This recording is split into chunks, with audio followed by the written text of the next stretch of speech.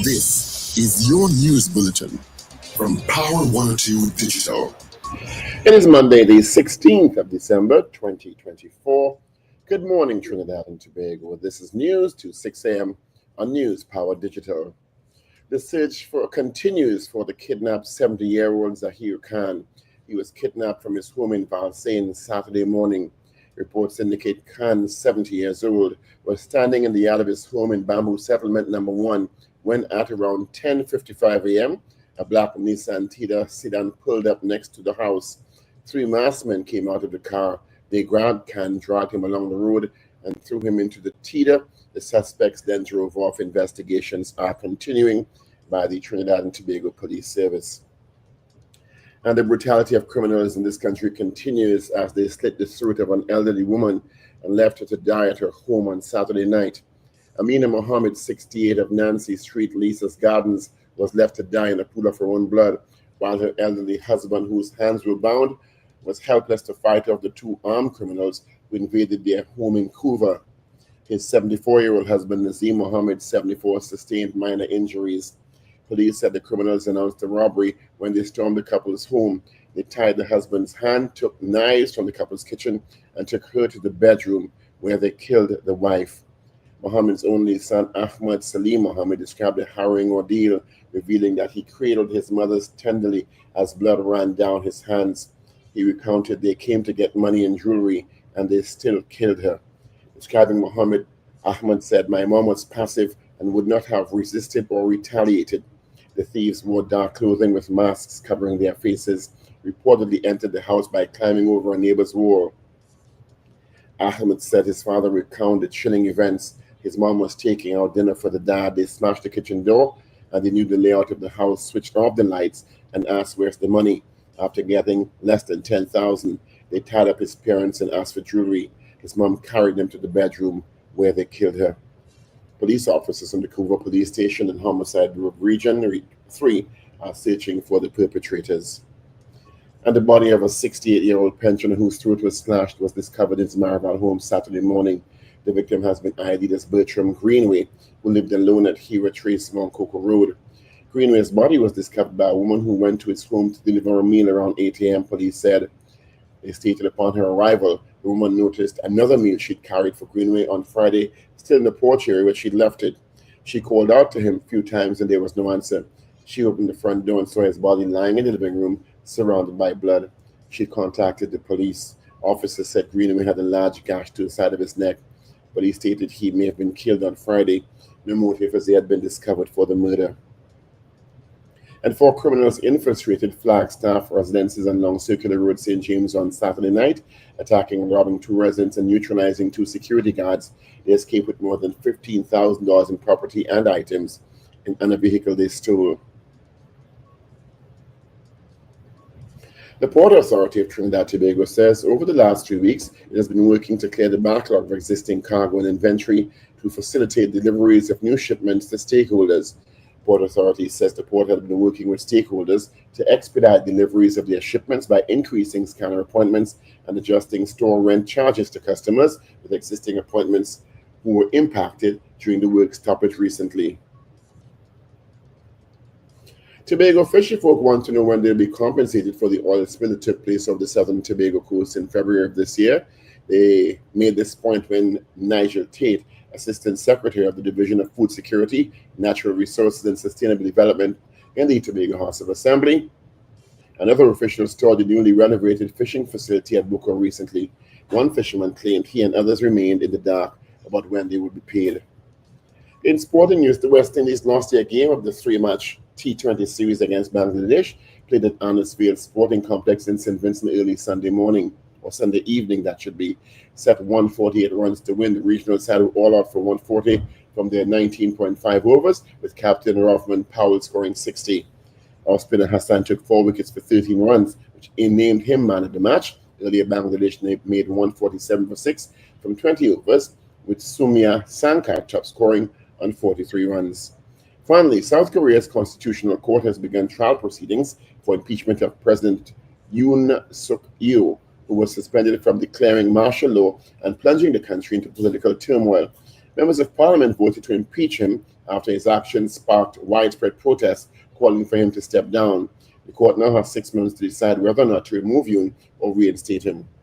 And that is news to 6 a.m. right here on News Power Digital. We'll have major news coming your way at 7 a.m. Good morning.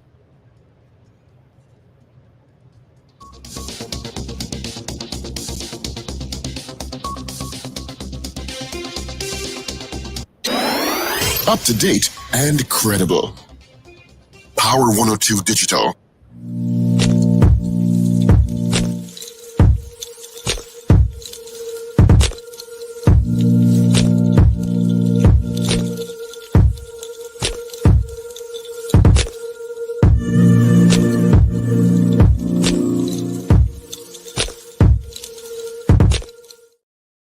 Neighbors, how you doing on this 16th day? Yep, 16 days. Yeah, so far it's gone for the month of December. All right, we're down to the single digits. It's 9 days to Christmas. Thank you so much for joining us on the Power Breakfast Show on Power 102 Digital. Of course, full casting this morning. You just heard from Dr. Paul Richards. We'll hear from Wendell Stephen, Richard Ragoobarsingh. We got Ruben and Shade in the mix. Of course, my name is Steve Khan. 25 degrees on both islands. And the Met Office is saying today is going to be partly cloudy and at times breezy conditions may be interrupted by cloudy spells with the occasional shower. There's a low 30% chance of the isolated heavy shower and or thunderstorm. This evening will be fair. That's what they're saying. All right. On the roads, nothing to tell you about. Wait till 10 o'clock comes around. But nothing presently at the moment. All right. Good morning to you, Paul. Good morning, Steve. Good morning, everyone. Merry Christmas, everyone. Season's greetings. It's beginning to look greetings. a lot like Christmas. Yeah. That's what I got. I thought you were singing a little more. No. Mm-hmm. You should be singing the 9 days of Christmas, my true love sent to me. Not even. If I sing, I make millions. Millions, I tell you. Millions of people deaf. Not even. Morning, everyone. How are you all this morning? Not bad.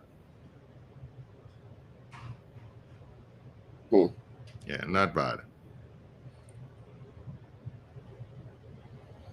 Yeah. So what happened over the weekend? There was Oh, geez. What good news started over the weekend? Let's what good news? Well, my goddaughter has decided on a date for her wedding. That's good news. It so happens to fall on my birthday. Sorry? It will work. It will my goddaughter is getting married on the 11th of October in Toronto. The same day as my birthday. 11th of October? Yeah. Well, that's quite next year, though. Yeah. Anyway, what is there's Parliament over the weekend? Parliament Parang Festival.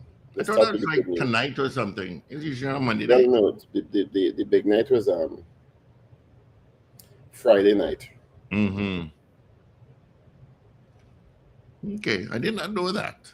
You know, I've never been to that. Neither me. And Yeah. I can't do traffic. But I heard it was quite enjoyable by people. You can't drive up, right? Sorry? You can't. You have to use the 4x4s.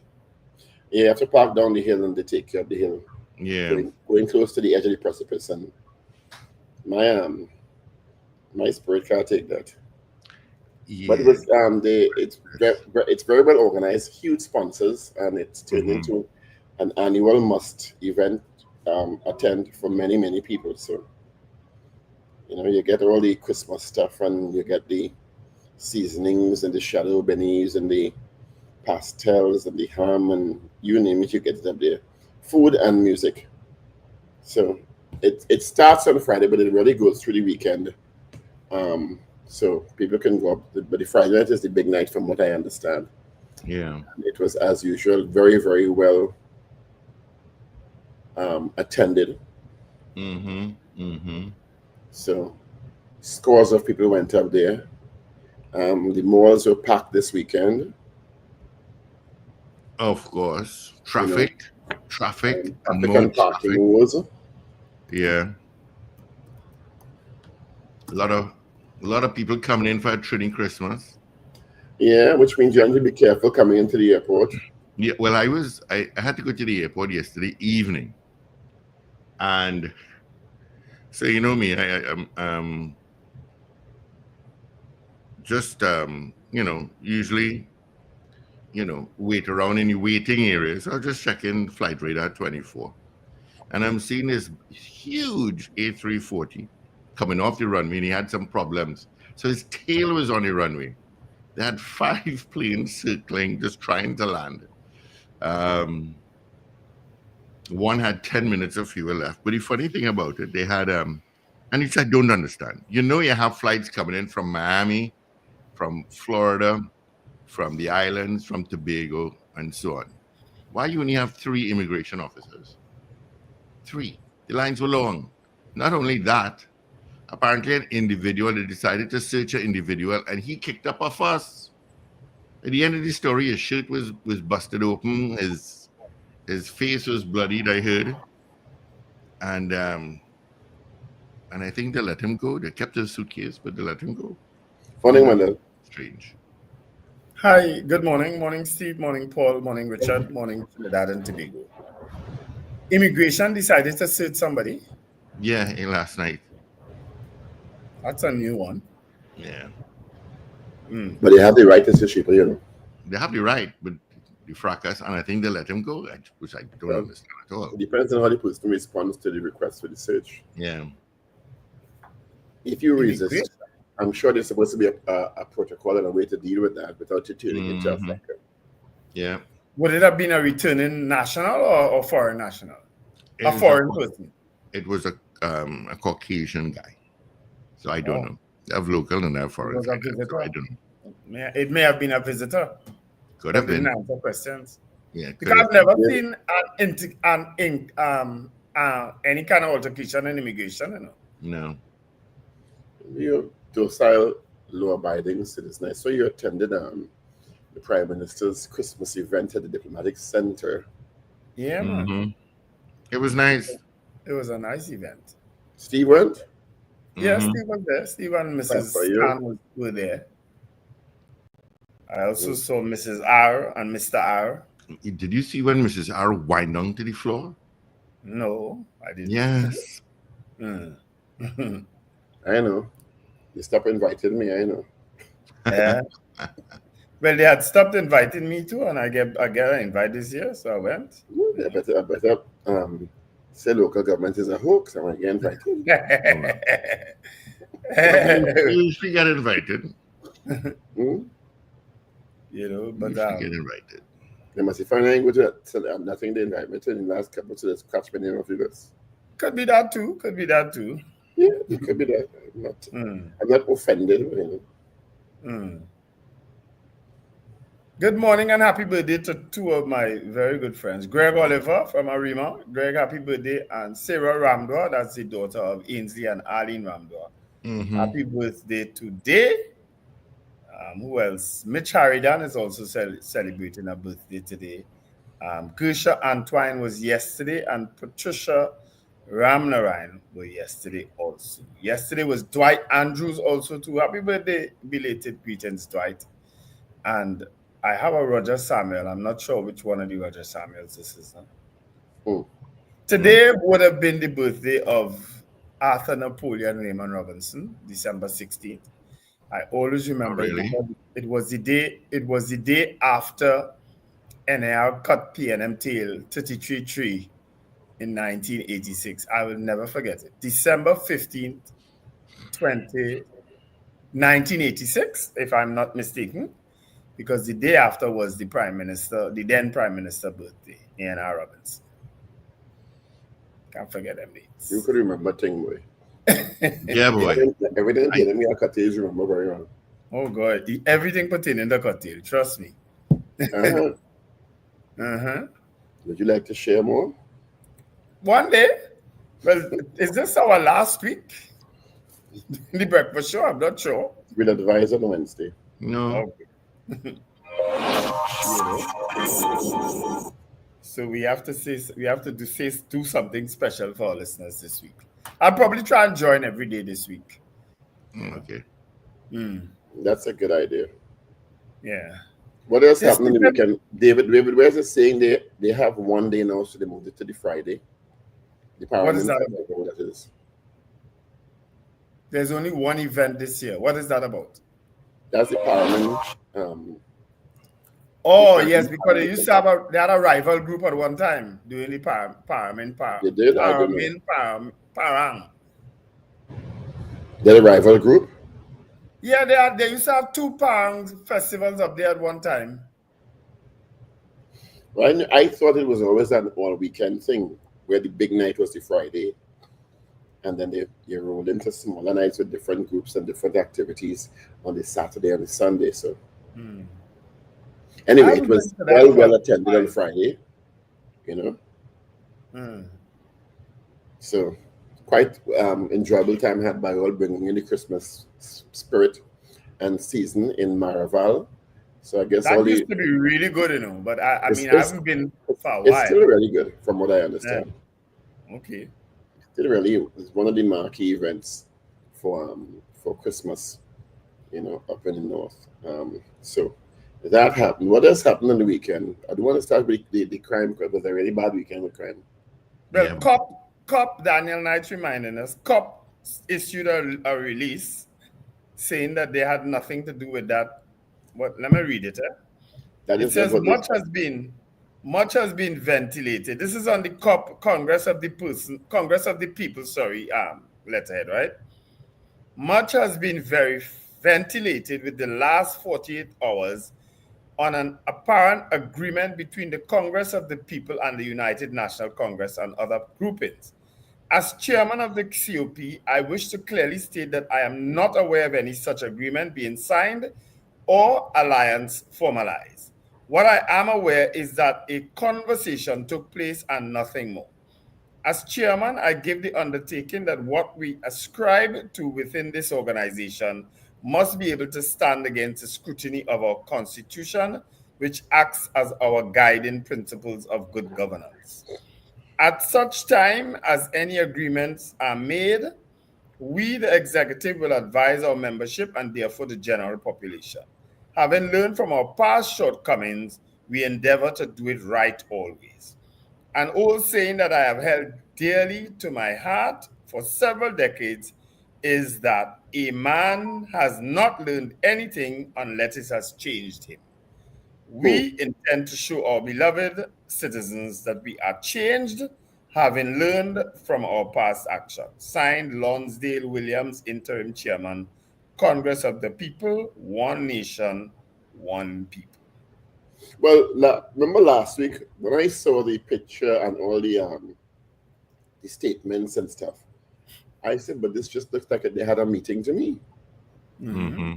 So when I heard about the alliance of interests and the announcement and the picture, the photo up with Mrs. Prasad Bissessa, Gavin Nicholas, Philip Alexander, Anthony Roger, I think Ozzy Warwick was in the photo. Ozzy Warwick was there, yeah. And is that it? I think there's 5 people in the photo. There was Kurt Sinnett too.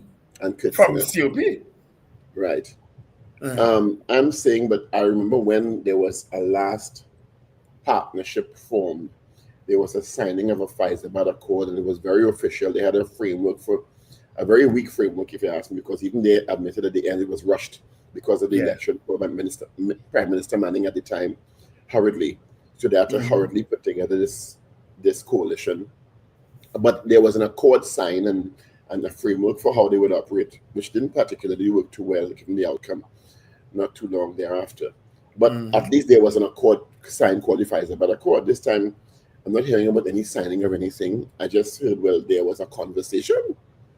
Well, so actually, that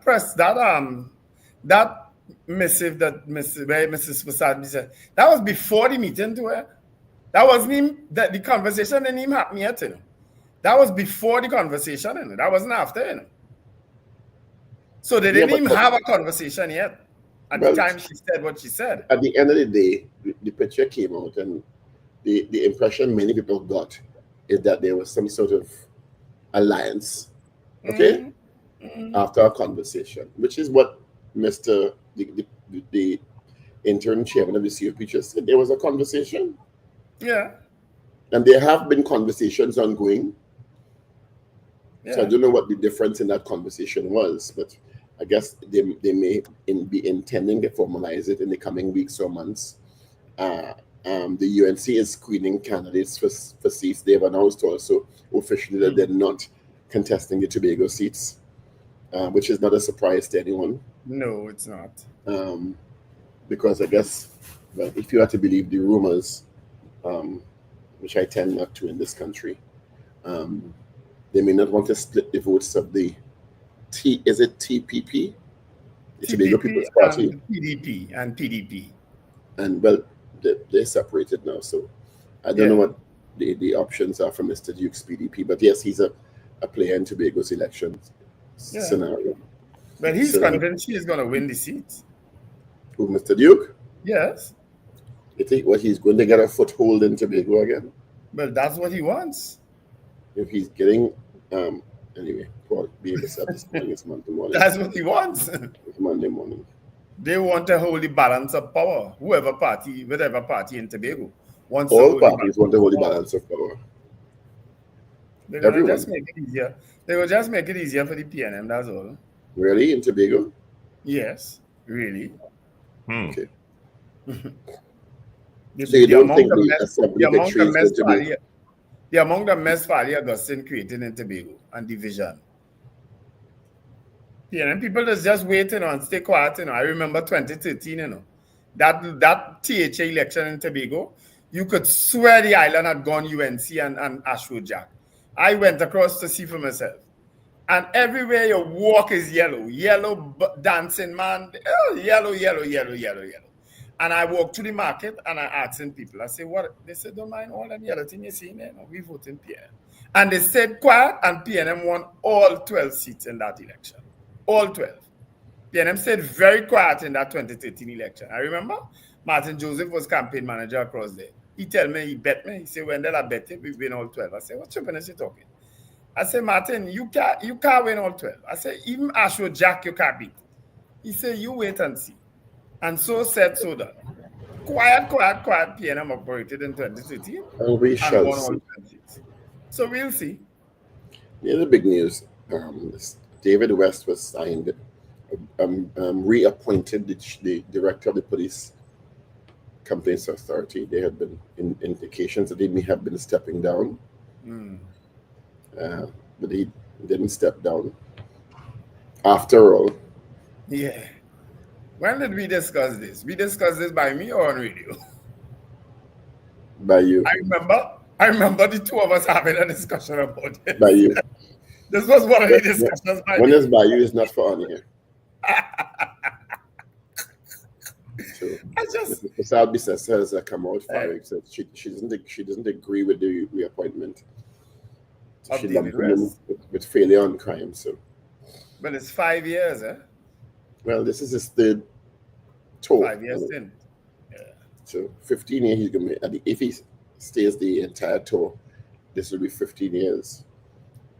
Well, the PCA without the powers that they have been championing for, really is at the end of the day is just like a Bureau of Standards or what the other ones that don't do nothing. They're just there. I wouldn't say they do nothing.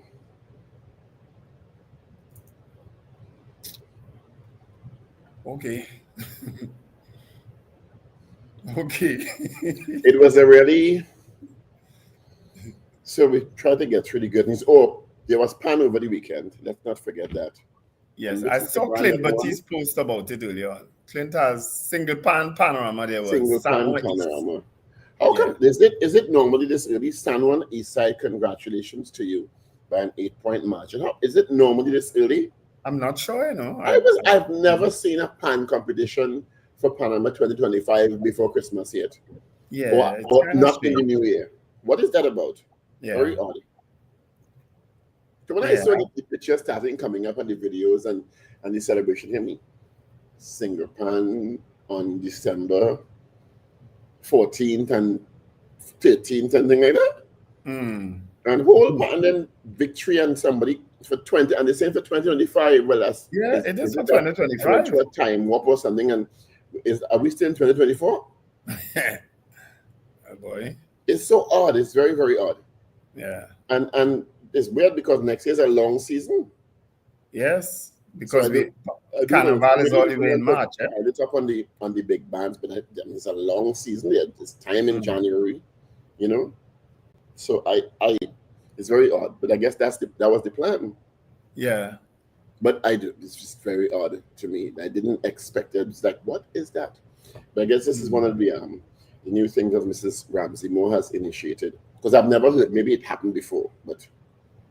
Well, Clint is saying President Ramsey Moore introduced this change a couple of years back. All categories have been given up. I don't remember it. Maybe it happened and I just. Maybe it happened in Trinidad. We didn't take it on. Yes, you're right.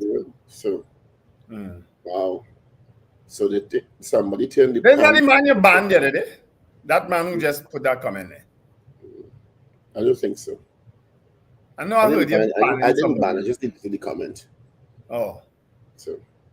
I usually one of them who just change up the names, you know. I usually give a couple advisories first before I go the thing. Yeah, Brenda is saying thank you, Brenda. So that's the good news. Congratulations to Sanhor East Side and all who participated. This was very well run, and I guess it's something that's been going on for years. It's just defeats my. But that is something that takes place at the Panyards, isn't it?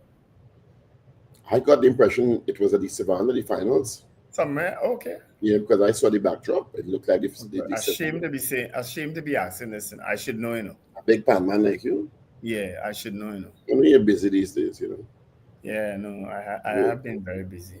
Yeah, I know you're very busy these days. Too busy to get my glass of water. Anyway. Friday too, I took my workers. We all went up, myself and, we joined with another company, Tyroshen, that's Harper. We went to Jungle Cabin by Monty Montano up in Monty is, if you've never met Monty Montano, you should, Marshall's dad. He is really a gem of a human being, you know, and he is so accommodating. And I'm sure he served drinks. Monty does lime like everybody else, you know. Yeah, well, I mean, when you go to lime by somebody, you get drinks, right? Yeah. I'm sure he got drinks. It doesn't mean you don't get drinks.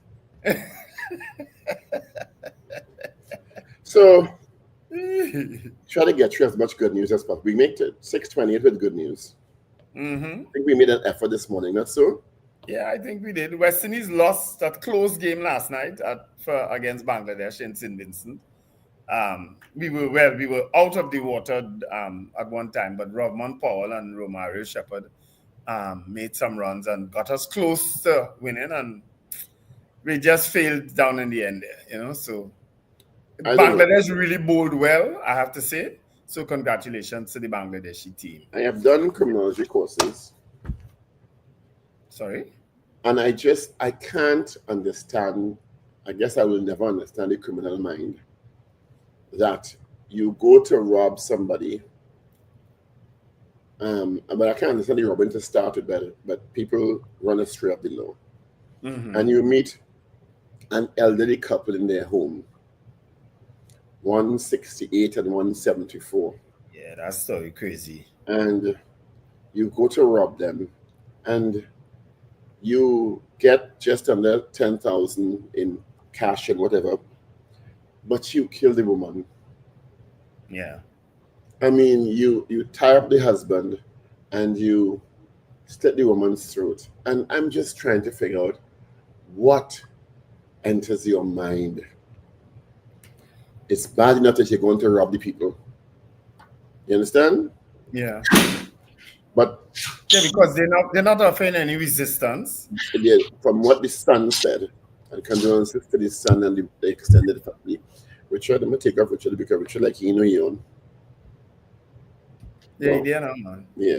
I hear door slamming and that kind of thing. I want to hear, oh God! Door slamming? No. Yeah, as I put you and I hear the door slam or something loud. Good morning, Mr. Ragoobarsingh. I'm using my phone. I just dropped my phone. Yeah. Must be. That's why I turned it. Morning, Richard. Yeah. Morning, guys. Morning, tell listeners and viewers. Morning, Richard. And I wonder, why did you kill her? Why? Among the conspiracy 68 theories year I'm old seeing, small woman. Why did you kill her? among the conspiracy theories I'm seeing on Facebook, It is Facebook, I just, should say. I'm not going to repeat it, but it's just, I don't care what the conspiracy theory is. What Mm. could this elderly woman have done during this robbery? Because from all reports, it was a robbery. Mm-hmm. Why you kill the woman? Yeah. And in such a, when you know killing, it's no easy way to kill, but I mean, you slit the woman's It's throat and the let her woman's die. throat, which And means, her husband lying in another room, feet away, and the son having to cradle his mother in his arms while she. Oh, I know then there's a theory in law, I think. Is it in law, Richard, about those kind of killings, that they're personal? no, and but a 68-year-old pensioner also body found and again throat slashed to his marble home, totally different location. Mm. So what is the same theory? Well, that It's theory a sick, exists. evil That theory monsters. exists. I'm not saying the theory doesn't exist, but I just think these are just evil monsters. But surely they're evil, whether they're close to the person or not, they're evil still, you know? It's just evil. So the murder toll, according to some reports, is 584. And this weekend they certainly racked up some numbers, unfortunately. Well, one newspaper had both 5 something and 6 something, you know. Yeah, over the so weekend. 6 or something. Mm. Anyway, the Commissioner of Police comes before the Joint Select Committee National Security tomorrow morning. So I guess she'll report. That must be something you're looking forward to. I wouldn't say I'm looking forward to it, but it's an opportunity to find out how they are faring and if they've met their benchmarks. I saw 2 weeks, about 8 days ago, that the months of September, October, and November were lower than the comparative period for the previous year, which was good news. But then I saw an article on the weekend that says December has seen an uptick in the violent crime, including murders. So, but there was good news in the report for the months of September, October, November. Sources have told me that car thefts are increasing. I guess we get confirmation from the Commissioner of Police and her deputies tomorrow. And we see how it goes, There's also kidnapping over the weekend, sadly, where 70-year-old Zahir Khan was in his yard. I have the video, and some 3 men alighted a car, and I think police are still searching for this man, and this is the gosh, it's Christmas. Yeah. It was the father, and then somebody was pressure washing, and they fired at the guy who was pressure washing. So, I mean, Kurt Edwards, if you're listening, you had to be mad. You see, like, you fired at the guy. Kurt Edwards, who's that? Yeah, from Arima. I getting some news on my phone here. Jesus Christ, no. Another one. I mean, I don't know. This thing evades comprehension. This is an elderly person. No, this is a 70-year-old man. Yeah? Richard, I'm sending something to you on your phone. Sorry, guys. Richard, I'm sending something for you on your phone. You need to check, please. Now. I mean,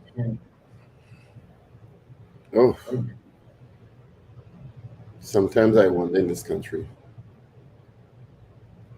And also, Flagstaff, which is not somewhere you hear about a lot of robberies taking place. And Long Circular.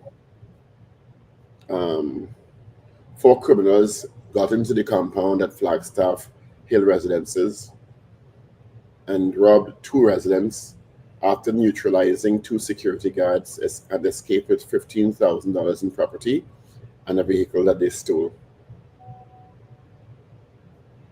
So it's Christmas and crime increases, unfortunately, at Christmas time. So please be careful out there. When you're cleaning your yard, you can't leave your front door open anymore. Yeah, and you understand? And your gate open, and you just have to be very, very, very, very careful. Very careful. Shall we open the lines, gentlemen? Yeah, we could do that. 222-8255. We tried. We made a valiant attempt to focus on the good news for the first 20 minutes, 25 minutes of the show.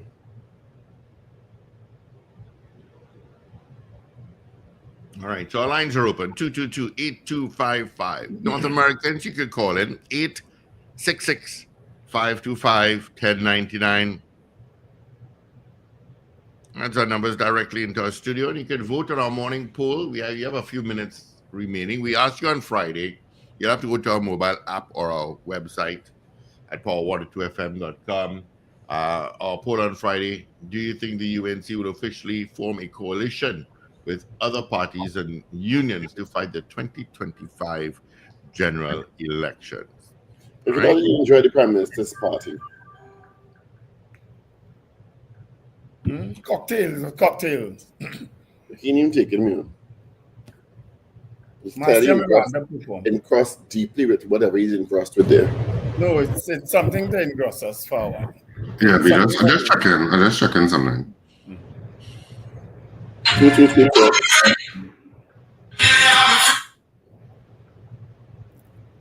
Okay, then. Thank you, Richie. I'm seeing a Ricardo. The lines are open.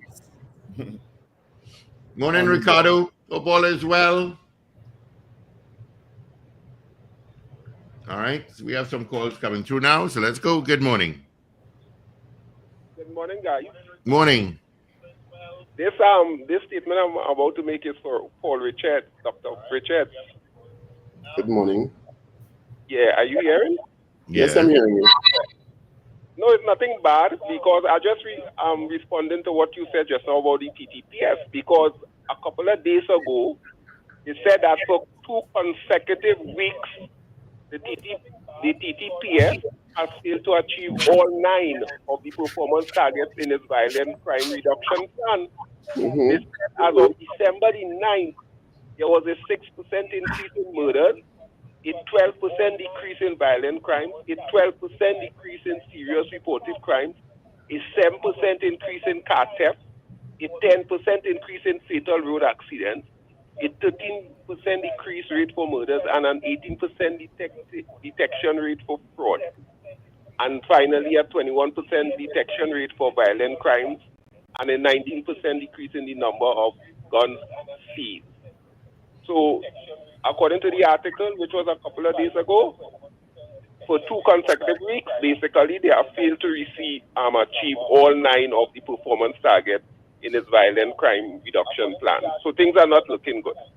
Well, I hope you heard what I said. I said for the months of September, October, and November, in some of the metrics for comparative periods last year. What you just quoted was December. Yeah, they did announce reductions in those months you spoke about, Paul. Yeah, and I said there was an uptick in crime in December. Did I not say that? Yes, you did. Oh, geez. Yeah. Good morning, caller. Good morning, gentlemen. Good morning. In the wake of that accident that caused the demise of the 2 men over the weekend, I was on the road this weekend, and somebody pointed it out to me. I'm seeing a lot of crazy driving on the road. And somebody who was with me pointed out that there are more crazy driving for Christmas than for Carnival, and the so-called drunken period. And I would like to appeal to the drivers out there, don't try to be no Mario Andretti out there, please. And most of the time, if you don't end up dying, you end up killing somebody else who pull from you, who run off and hit a lamppost and all that kind of craziness. Should be considered a deadly weapon. And the kind of in and out I see people doing over this weekend, I was like, what the hell going on with these people? You're overtaking on the right, the right lane is clear, but you choose to cut in 1 inch from in front of my vehicle for no reason because your lane clear. You could have run straight up on your lane and go your way, but you're so like the Mario Andretti foolishness. I'm appealing to drivers, especially what I think. Mrs. You're right. I'm seeing so much crazy driving. Maybe it's Christmas. Maybe it's a Christmas thing. The amount of Christmas time, we have traditionally had very bad accidents. Yeah. Well, that's what somebody who was with me told me. I never really paid attention to that. I always thought the real bad accidents would be around Carnival when people drinking and whatnot. But somebody pointed out to me Christmas time. No, it's Christmas. People drink Christmas time also. Yeah. Christmas is worse than Carnival because a lot of people carpool for Carnival and hire TTRS and so on. Christmas time, they don't do that generally. I don't know if you all noticed, but this year, since COVID, a lot of the big companies are having big Christmas parties again. Yes. For the first time since COVID. I noticed that is true. B-Mobile had theirs on the weekend. If all those agencies are having big parties again, which we haven't seen since COVID. So people need to be careful. And it will continue into this week also. Good morning. Good morning. Morning. Patrick, season's greetings to you and yours. Wendell, good morning. The kind of crime and thing we've seen going on in this country. Yesterday I was in around some people, we were having some discussion. A lot of people have beef with people and coming for them by. A lot of people, look for instance, in Valencia, a man sit down in a bar, a man walk up to him in the back of the head and shoot him in the head and shoot his friend. River Road, shoot out. This one, shoot out. Little grandchildren, shoot out. People coming back and do people think by revenge killing going on in Trinidad by serious. You understand? No, the old man and the people who just split foot and things. Them thing is robbery for money, kidnapping, extortion going on in Trinidad. How could we put a hand on them thing, right? Trinidad is a scary place to live in now. Mm-hmm. You open your gate, you shall come back inside. We're in this country, boy. Yeah, Mr. Patrick, I don't know what to tell you there. And I looked at his name saying on the papers, he have a hand on it. His name? The lawyer fella. Lawyer guy, Scotland. Oh. Keith Scotland. Yeah, I was reading some article where they say, I hope and have a hand on. Hand on what, boy? It's mad outside here, it's red mad outside here. People don't care again, Nice. Well, take precaution. Be vigilant. Watch everybody who walks into. Right now, we're living in a place where everybody's a suspect. Yeah. It's not nice to be nice. You can't pick up people and drop them nowhere again. Done with that. You understand?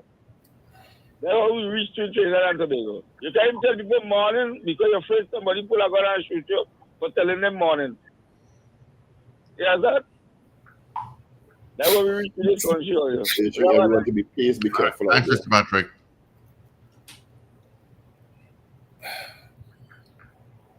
That's why I don't even put fuel in my car. I don't do it any night. I don't. I mean, there's no time, but it's safer during the day.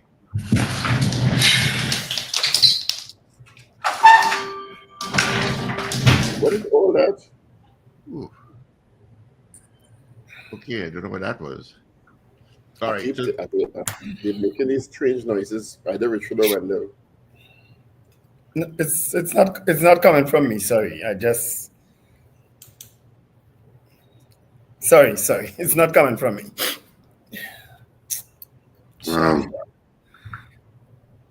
Lord Father. You all clearly got some really bad news. Terrible. Really? Would you care to share? No, well, not on air. Not on air. I'll send you messages. I'll send you the messages, but it's not on air. I just have the Guardian. Okay, it's 6:44, 16 moving up to 7 o'clock this Monday the 16th. Let's start looking at the newspapers this morning. Online with the Express. Gift of sight for 10 today. That's good news.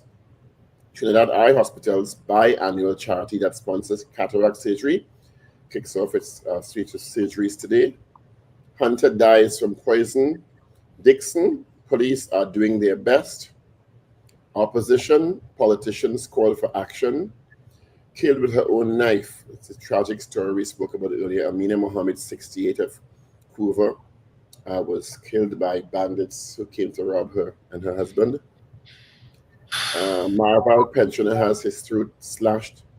Hunter dies after drinking tainted coffee in Forest Camp. Port authority working to clear cargo backlog. And businessman's father, 70, abducted at home. You want to go ahead, Richard? Yeah, the Trinidad and Tobago Garden for today. Today feels like a day you need to go back to sleep and get up. Yeah, I think I need to do that, man. And the day restarts. Anyway, home invasion horror. That's the headline that the Trinidad and Tobago Guardian went with. Elderly woman stabbed to death by bandits who stole $10,000 from Couva home.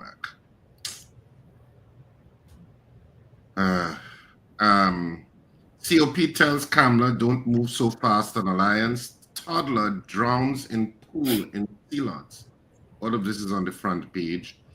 GLM shines. Guardian Media Limited captured the spotlight on Saturday during TAP's telecommunications and broadcasting industry awards 2024. They had Regency Port of Spain, GML's managing editor Kmar Jordan and radio manager John Birch and head of commercial content and marketing Tova Satnarayan White collect the awards for innovative service offerings and innovative broadcasters, technological distributor, and radio for our people. And those are the main headlines on the front page. Let me go to the back page. See what I find. So India dominates West Indies. That's the sports headline. India dominates West Indies. And the main picture is that of Manchester City's Ruben Diaz as he challenges for the ball with Manchester United's Rasmus Højlund during the English Premier League football match between Manchester City and Manchester United at the Etihad Stadium in Manchester yesterday. And that's it for the front and the back of the Trinidad and Tobago Guardian. I understand why you're distressed now. I fully understand why you're distressed. Because that just absolutely distressed me. And I'm praying that God is not true. Let's go to the news day. Samoa East Side Symphony claims single Panama title. MICIT celebrates 50 years of shaping futures. PCA reports tremendous growth in public trust. Abdullah, SOFA treaty creates uncertainty in Trinidad and Tobago. No update on businessman's father who was kidnapped. COP, no alliance agreement yet signed. Tutor meets an emergency session on wage talks, and alleged rape victim gets nod to appeal over right for speedy trial. Those are trending stories, and there is an unconfirmed story that we cannot share yet until we get confirmation. That is going to distress a lot of people if it turns out to be true. It's going to be a very, very distressing story this morning. Well, it seems to be because I'm now getting calls from Iranians. So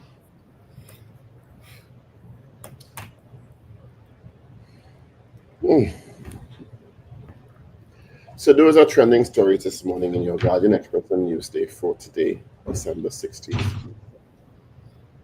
All right. Well, let's get the results of our morning poll. Where we asked you on Friday, do you think the UNC will officially form a coalition with other parties and unions to fight the 2025 general elections? Let's view the results.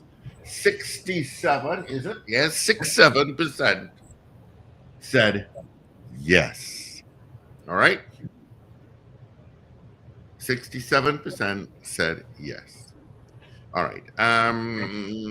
Let's get into this morning's poll. I'm just going to ask a very simple question. Are you feeling the Christmas spirit yet? Oh, it's a good one. It's a good one, Paul. 9 days to Christmas. Just saying. Are you feeling the feeling? baby.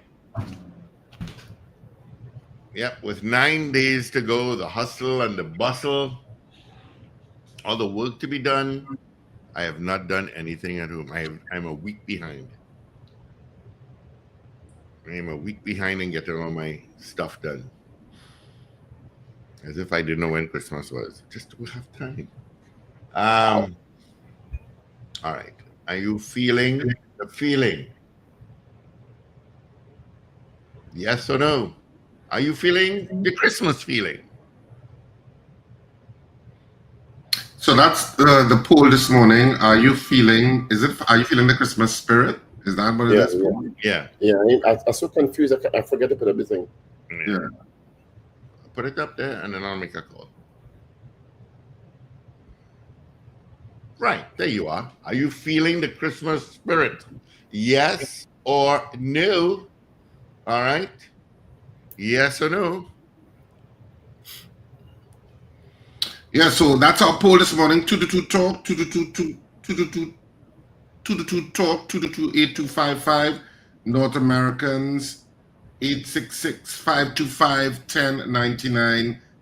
People on the streaming platforms, you know where to send your votes. And of course, if you're listening to us on M&E TV and smart devices, you can WhatsApp us at 318-1021. Are you feeling the Christmas spirit yet? That's our poll this morning.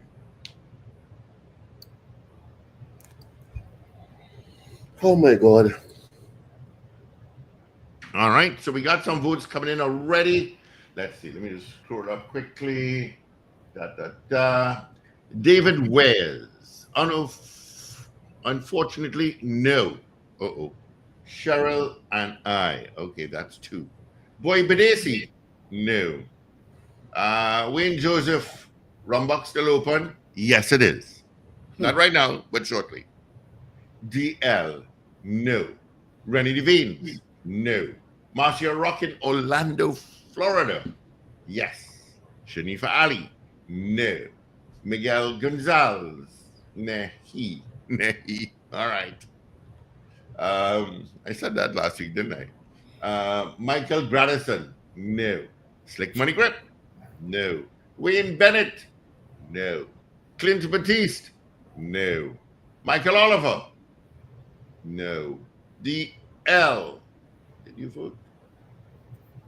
Okay. Una Antoine. Okay, you didn't vote. Wayne Joseph in Ontario, Canada. Yes. Let's see. Roger Seawing. No. Too much crime. Sankofa. Oh gosh, that's a book. Travena. Okay. Morning to you all. Morning, Captain Ron, David Nelson, Dan Raj, GNC Auto Security. Good morning. Let's grab this call. Good morning. Good morning, gentlemen. Sandy Grandi, no. All right. Thank you. Thank you so much. Thank you so much. 222-8255. Toll free North Americans 866-52. What is it? I got thrown off. Everybody's going to be thrown off. 99. Yeah. Everybody's going to be thrown off today, really badly. It is not going to be a good day in this country at all. Let me just say that.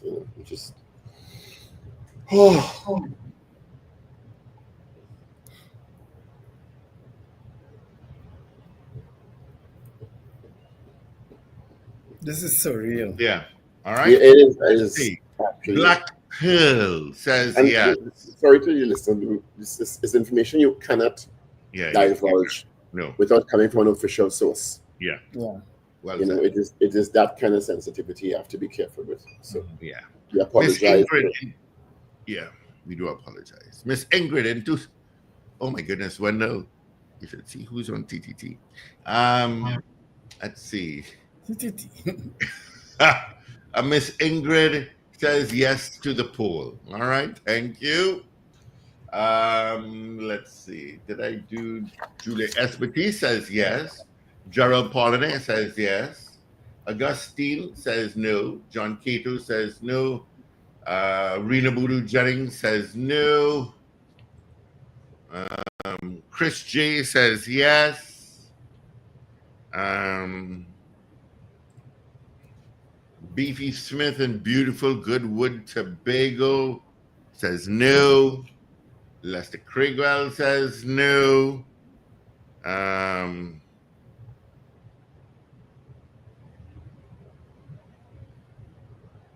Sexy San Fernando says beacon my ham. All right. Are you feeling the Christmas feeling, the Christmas spirit?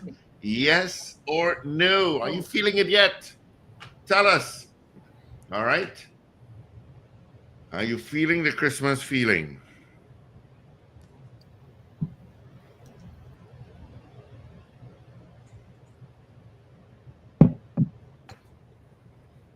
So 222 talk 222-8255. North Americans 866-525-1099. People on the streaming platforms, you can send your votes via the messaging portals there. And if you're on M&E TV or listening to us on smart devices, you can WhatsApp us at 318-1021.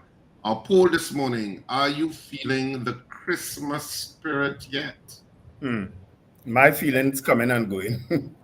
I'll be brutally honest. Kazim Mohammed says yes. Yeah. I lit up trees that I never lit up before in front of my home. But are you all putting up lights at boy. Double Palm this year, Wendell? At where? Double Palm. I'm not sure, you know. Double Palm must be so closed up, but there are no way for lights there. Unless you put it around the roll-up doors. Or they roll-up doors. I'm glad you know that.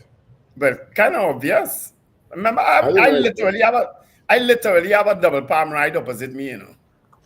I wonder why they chose that location. I don't know. It used to be a hardware. It's the same owner, Army. The same owner, I understand Army is the person who does double palm.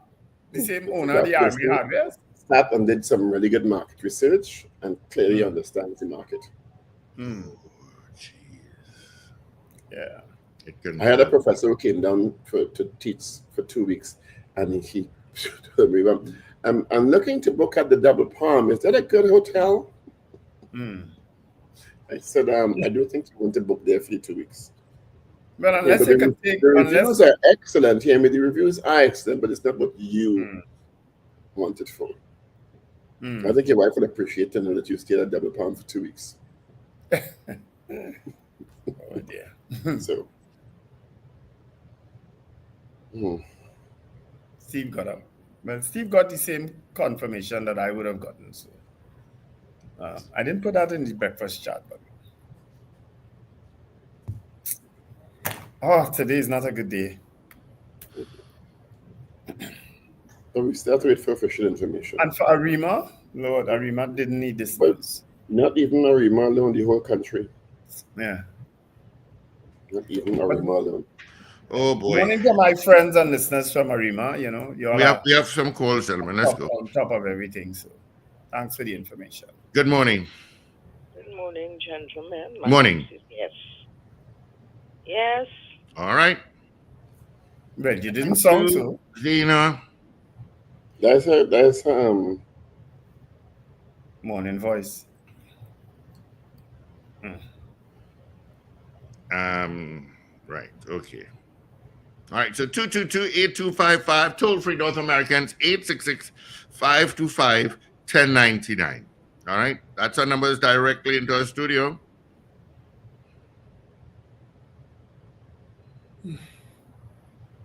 Jesus Christ. Yeah. Yeah, let me see if I have any more votes here. We did Beefy Smith, Kazim, Mario Edwards says no. That's it.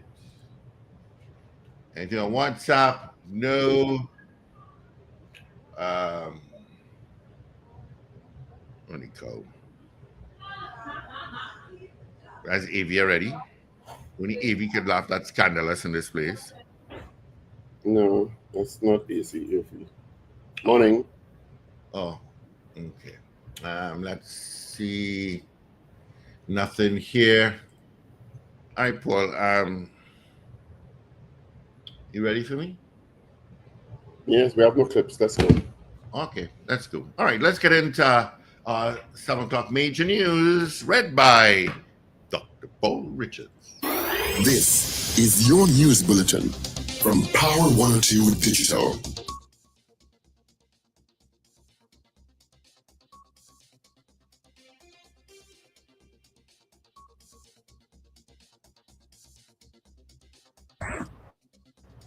It is Monday, the 16th of December, 2024, 7 a.m. with our major news. Good morning.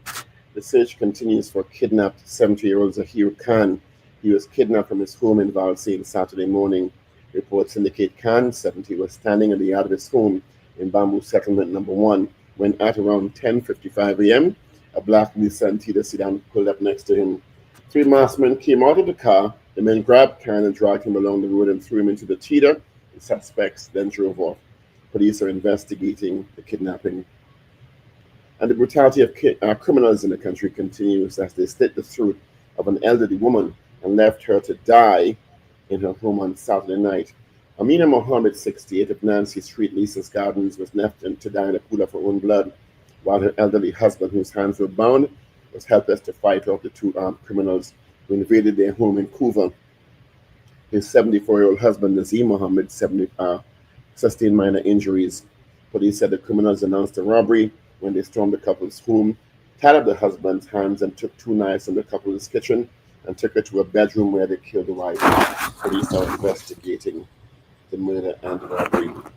And the body of a 68-year-old pensioner with his throat slashed was discovered in his Maraval home on Saturday morning.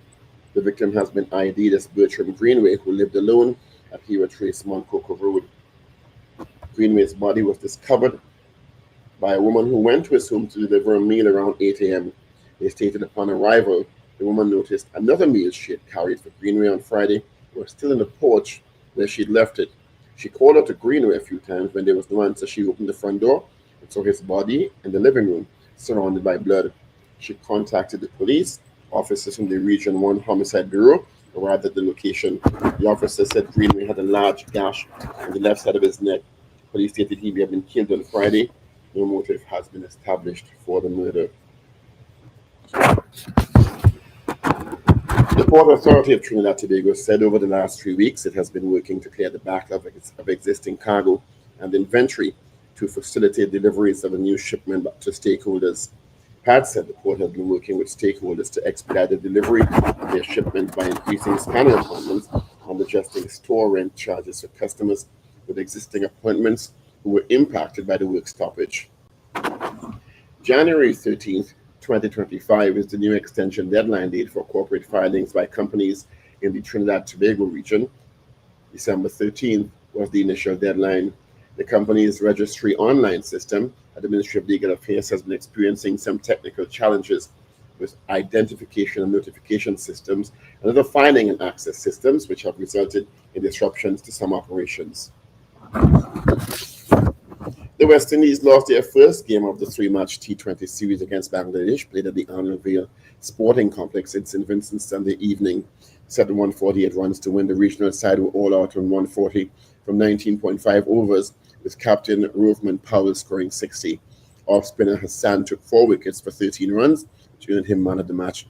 Earlier, Bangladesh made 147 for 6 from their 20 overs, with Suima Sankar scoring 43. Internationally, South Korea's Constitutional Court has begun trial proceedings for impeachment of President Yoon Suk Yeol, who was suspended for declaring martial law and plunging the country into political turmoil. Members of Parliament voted to impeach him last Saturday over his actions after it sparked widespread protests calling for him to step down. The court now has 6 months to decide whether or not to remove him to reinstate him. And we are getting initial reports of a fire claiming the lives of 3 people in East Trinidad. We will have more on that later on this morning as more information comes to hand. And that is news to 7 a.m. right here on News Power Digital. We'll have more news coming up at 8 a.m. and major news at 12 noon. Up to date and credible. Power 102 Digital. All righty. Thank you so much, Paul, for major news. Of course, we have a news update coming up at 8 o'clock. All right, which Paul will read once again. All right. Of course, AV will be in for major news at noon. All right, let's see if you have any more votes before I make a call here. Trini, get fit. Trini, get fit. I better talk to you for 2025, yes? Yes. Yeah. Okay. I am thinking. Okay. All right. And that's it. No, wait. Two just popped in. We have Captain Ron saying yes. And then we have Vincent in the UK saying yes. You do realize that everybody who's out of Trinidad and Tobago is saying yes, they're feeling the spirit. And those in Trinidad are saying no. Well, most of them. Well, I hoping to be out of here definitely now. And hopefully get some Christmas spirit. Definitely. If I didn't make up my mind before, I think I just made up my mind. Ornella Williams just snuck in and said yes. All right. My phone is just blowing up. People are posting so much unconfirmed stupidness online already. Yeah. Dwayne Constantine says nope. I have a video of the fire.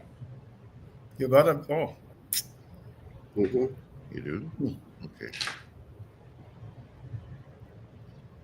I guess the news is going to be confirmed within this hour here. Within this hour, yes. Yeah. So my phone is blazing up here. Yeah, mine too. Oh, Father. I spoke to Darian already. I spoke to Maxine. And they've all said the same thing. Well, I think it has to come from the top of the announcement. Yeah. The announcement has to come from the very top. I don't think it's really appropriate for anybody else to just dive out and in an official in an official statement. Yeah.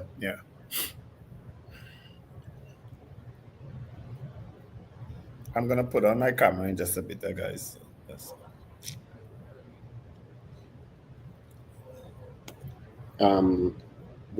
Was somebody taking? It's a very difficult time taking score of the poll. I'm not sure if Richard was. He normally eats this hour, so he doesn't come back on camera right away. But he might have gone off completely, or no, he's there still. Wow. Okay. Mm-hmm. That was somebody, a member of parliament who just called me.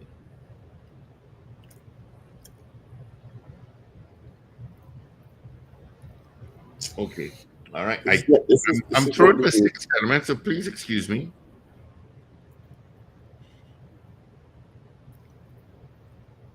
This is not the kind of news you want years before Christmas.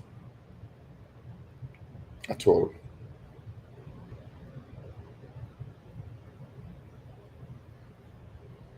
Somebody sent me a video of the fire. It's a very, very big fire. Yeah, I just I'll send you. I'll type it out for you guys. Shall we open the phones? Yeah, let's do that. You people carry the show for us today because we are just out of it all of a sudden.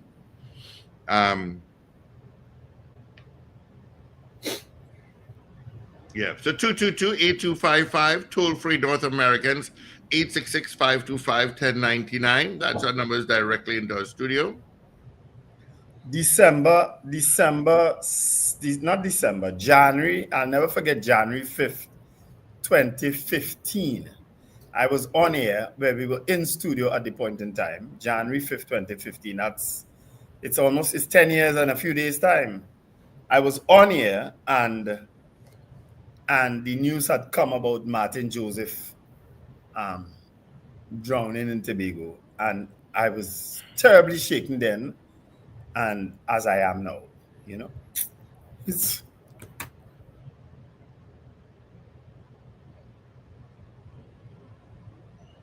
Yeah, we have a call. Let's grab it. Good morning.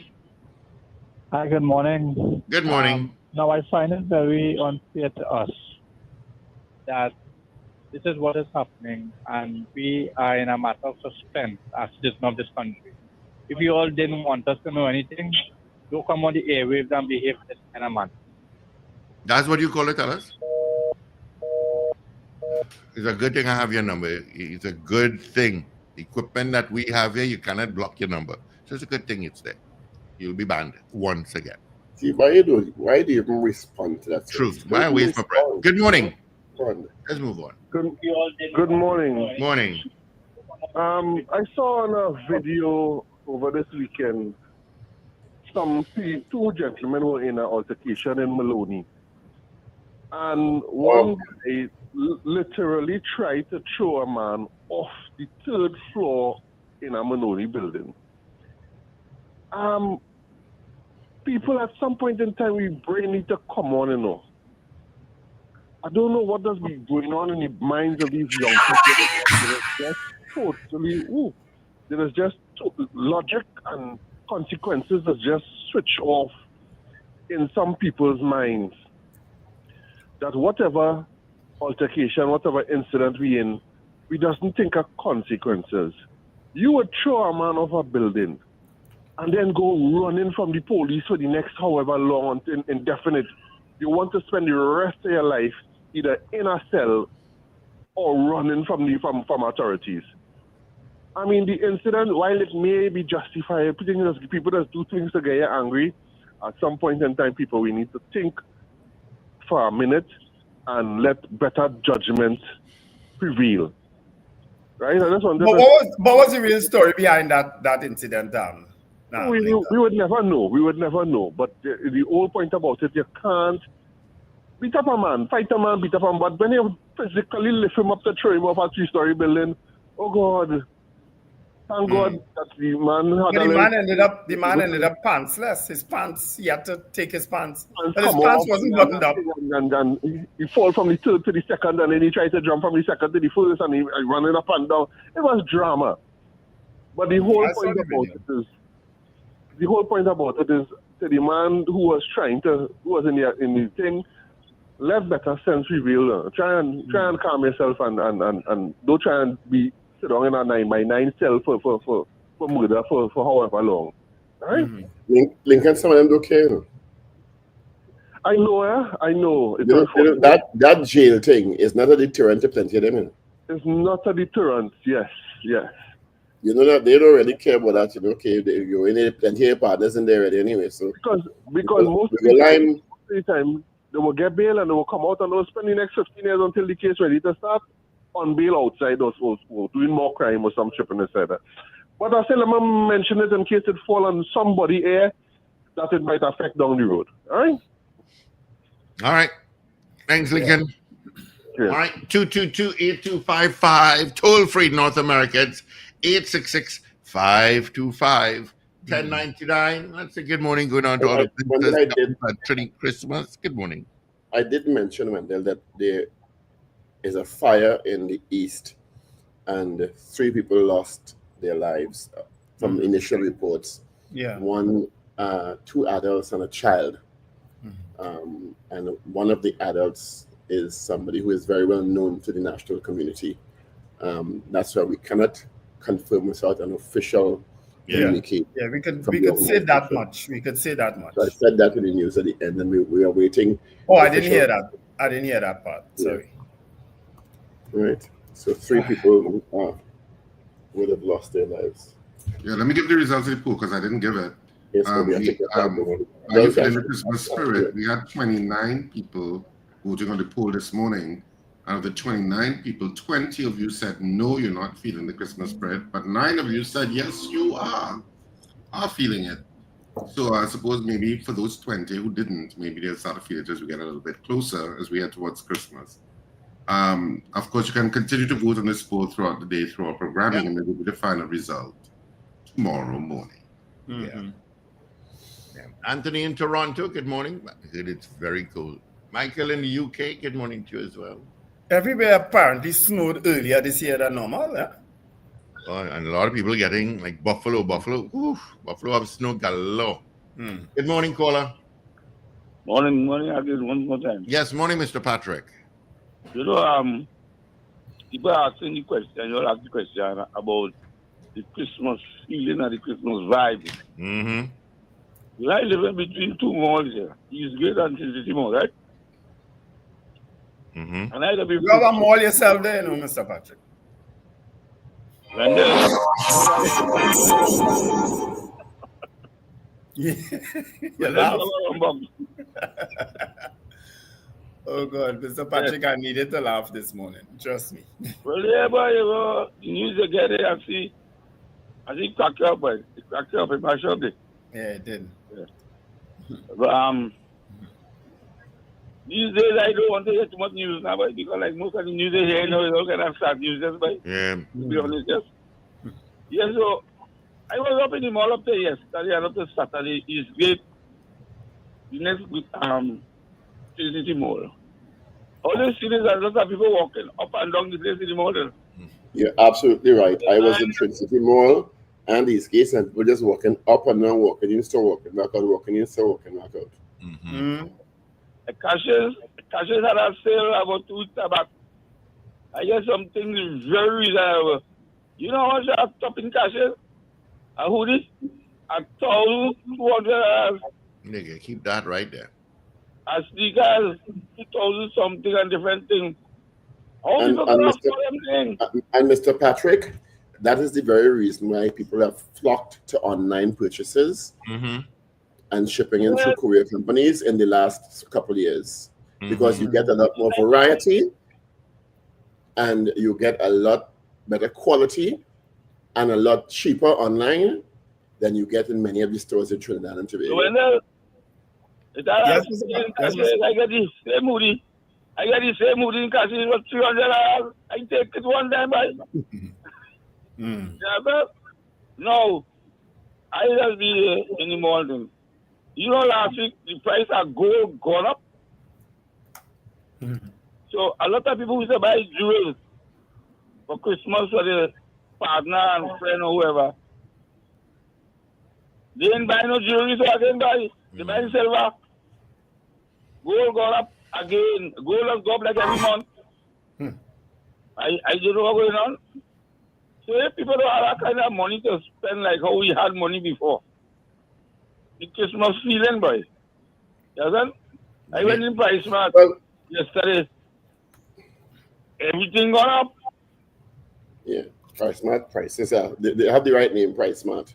Yeah, right. Yeah. Everything going up. So you 100% on that, Paul. I totally agree with you. You have to do something about Price Mart. I was in Price Mart yesterday. You didn't understand it at the start, but you now understand why it's called Price Mart. Yeah. Thank you, Mr. Patrick. I will tell you, someone I know saw a shower head thing that he wanted. He always wanted this shower head, the front and the back and all kind of things. So he took down the model and everything. It was over 4,000 for it locally. He brought it in, bought it on Amazon, the exact same thing, and saved 50%. That included buying it and shipping it here via web source. Saved 50%. Good morning, caller. Morning, gentlemen. How are you? Captain Ron, you're not working these days? You're at home? Busy time? Yeah, I'm home right now. I go back to work next Monday. Okay. I guess what you say for the people who feel like they're not feeling the spirit, Christmas spirit, is that after COVID taught me a lot. We survived, all who survived, and you just learn to humble yourself and try and be versatile and give thanks and praise for the little blessings you have, because that news I heard this morning there with they got into people's house and they killed the mother, and that is quite depressing. And right now it's just to give thanks and praise that you're alive. Yep, for sure. I think that's all we can. Material things cannot save us. And obviously some people feel that they can kill you for your material stuff, which is ridiculous. Let's pray for the country and give thanks and praise. And for the gentleman who called and made that stupid remark, I pray for you, man. Come on. Yeah. He clearly doesn't understand radio and protocol. He clearly doesn't. There are some things that you have to wait for an official statement because of how sensitive the information is and how much it will affect thousands of people immediately upon being divulged. Yeah. We are not going to do it. When the release is sent out, only then we'll do it. Okay. And it has to come from, in a responsible scenario, it has to come from a official source. And you know we are a responsible morning show, so bear with us. It will all, the pieces will come together. And the person has family and colleagues, just like anybody else. It should be afforded with that kind of sensitivity. Yeah. And because of the nature of it, you know, it's not like when Martin drowned, you know. Martin, of course, had already finished his stint as a minister and an MP, you know. I mean, so it's, the circumstances are different, but it is confirmed, you know.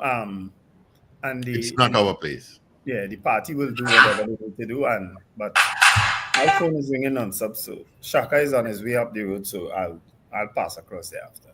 It's not too far. 222-8255, toll free North Americans, 866-525-1099. All right.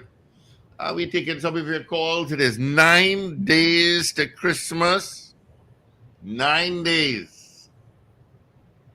All right. Deborah, we mentioned it because of how it affected us. I mean, it started off with me getting this message and asking Richard to check because I just couldn't believe what I was reading. You know, even though I trust the person implicitly. You know what I mean? I asked Richard to check because Richard is in the heart of Arima update. You understand?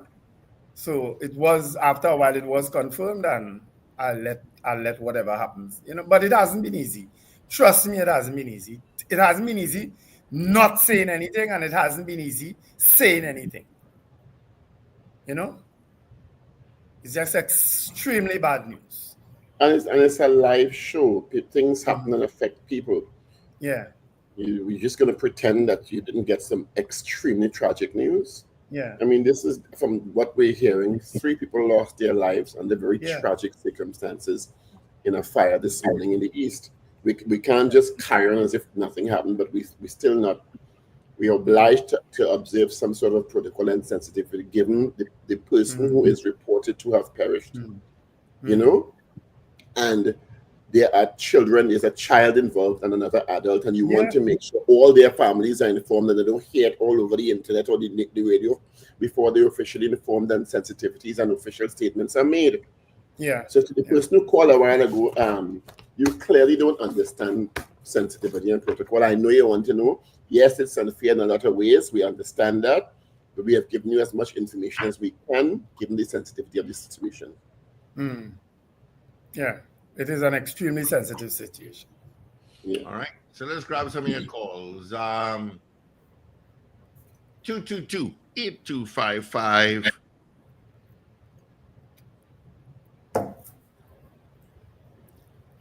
And toll free, North Americans, 866-525-1099. All right.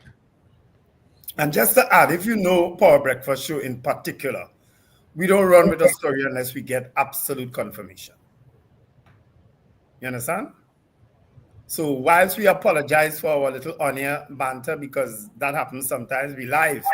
You understand? So when you get news like that, you're wondering, what the hell is this? You know, and so you ask someone to check. So if we offended anybody by our on-air banter, we are extremely sorry. I remember years ago, I was doing a Carnival Friday night. And I was doing a live broadcast on Soca Monarch for TV6. And on the air, they tell me in my IF, which is the headset, that Andre Tanker had just passed. So we have unconfirmed reports, but the person who told them wanted to make sure that his wife and daughter were first told. Right. So that they didn't hear it on TV. Yeah. You understand? And when they were told, we got the go-ahead to say it on the air. Yeah. But we're missing the point. Yeah, DL, I wouldn't be surprised if on social media and Facebook that they're running with this story already. But as I say, we have always been responsible on the show, and we want to continue to be. Because of this is extremely tragic news. If this person wasn't alien, it wasn't expected, You know, so when you get news like that, you first wonder if it's true. You know what I mean? And then when you find out it's true, you wonder how, why. You know, so many emotions you go through because this is somebody known to us and very close to us. This person is known to the entire country. So. Yeah. But us in particular, she has been very close with us.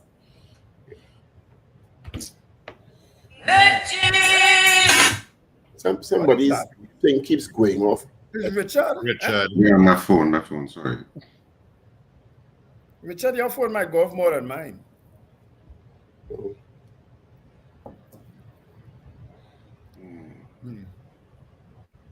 But we taking calls still 222-TALK 222-8255. I almost said the 612 number, but it's 222-TALK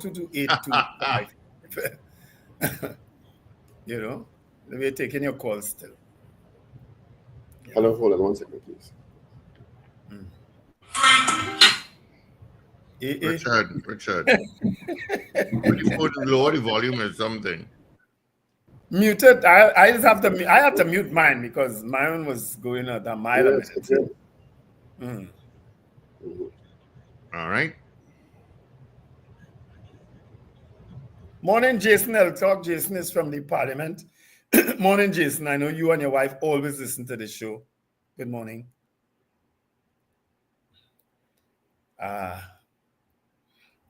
And good morning, everybody else who's been listening to us and who's been supporting us.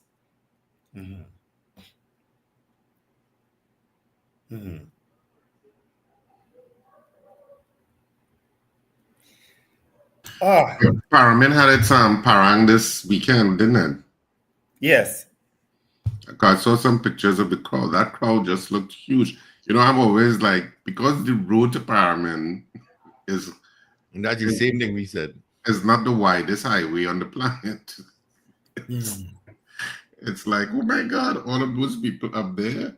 Cliff, and more Cliff. It's like... Let's grab this call, Rich. I always know okay, go ahead.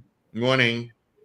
Yeah, politics, you know, I was talking to a lady yesterday. Your wife know about that? School clothes. What? Was that? The madam know about that? I'm a big man, you know. You're on your own. You know, school closing this year for a whole month, is that? You know, Mr. Patrick, I couldn't understand that. I've never seen school closed for an entire month at Christmas. Yeah, but there was something a while back, but as the holidays go on, they amended somewhere. So I think for the July, August holidays, it's less a week or something. Yeah. Something like that. But the August holidays, we take out a week. And they put a week for Christmas. Yeah, wait, Bobby, let me know. Bobby is a teacher and he'll inform me. And I was hearing that for Carnival, they want to get the whole Carnival week for holiday too. They should do that because that's a wasted They week. did that once, remember? I think Mrs. Manning. Yeah, so a lot of people now saying, listen, we're getting paid on the 19th. Monday pay getting paid on the 19th. And the next year was the 19th of January. So they had to go and buy a bulk of grocery because it don't go on for this whole month. Yeah, January is the longest month of the year. Right. All right. Thanks, Mr. Patrick. Good morning, caller. Yes, it's me again. Sorry about that. Hi, Captain. Listen, yeah, I just wanted to say, I saw Wendell said it. You have to check things out thoroughly before you broadcast it. That is the same thing like us. We're flying and we may hear another flight talking in the radio. Oh, there's some problem at the airport we're going to. We can't just put it in the cabinet and tell passengers that we're not going there until we check it out thoroughly. Yeah. Confirm. I mean, you don't want to inconvenience people and give them the wrong information. That is not good. You know? Yeah. So I think I'm really surprised that somebody would call and say things like that. I mean, this thing is transmitted all around the world. It's not just Trinidad and Tobago or the Caribbean. It's all around the world hearing everybody here. You know? Yeah. So, look at I'm working from the 23rd. Yeah. Until the 8th of next month, right through. Every day? You come in Trinidad? Yeah, I may be in Trinidad on Boxing Day. Boxing Day? You coming up? Yeah, because United has 2 flights. They have the Houston, and now they're doing the Newark. New York. Yeah, Newark. for a limited time. Yeah. I hope to see you when you come in. Yeah, I will keep in touch. I have your numbers. I Yeah, just yeah. haven't had Paul and the other gentleman. That's all right. We will write out our wish list for you to bring down. What is that? I just say bring things from foreign. Yeah, well, of course, but I think we just have to give thanks and praise that we're alive, because there are people who wanted to be alive next to Christmas, and look what happened last night. So you never know. Yeah. Just give thanks and praise. All right, gentlemen, have a good day. Yeah. All right, thanks, Captain Ron. I have on my spare wheel, as my spare wheel cover, one life, live it. Yeah. And Lord knows I tried to I do went that. to Paramin I riding my tried to do that every day. motorcycle. And never again. Okay, Michael Grandis is saying another we're waiting on the release. We're responsible. We're responsible. I think we gave enough already. We gave enough. So let's wait on the release. It's not a. I haven't seen it come yet. Race it. It's not that. I think this thing I-95 broken as well. I mean, yeah. Emails got okay. We will try to say before we leave at 8 a.m. Yeah. Yeah.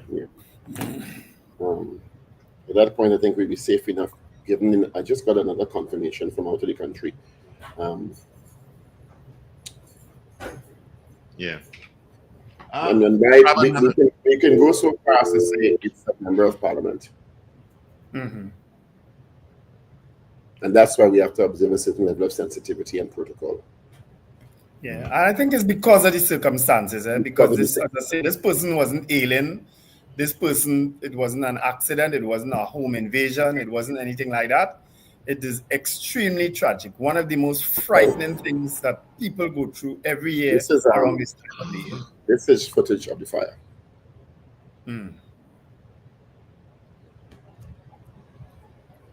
It wasn't a small fire either.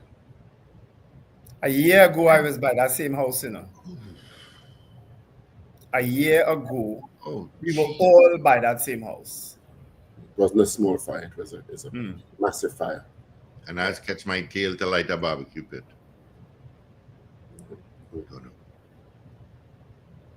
I don't know how anybody could survive.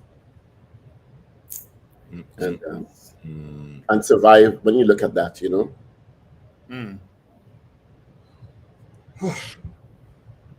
Yep, a year ago, we were all by that same house.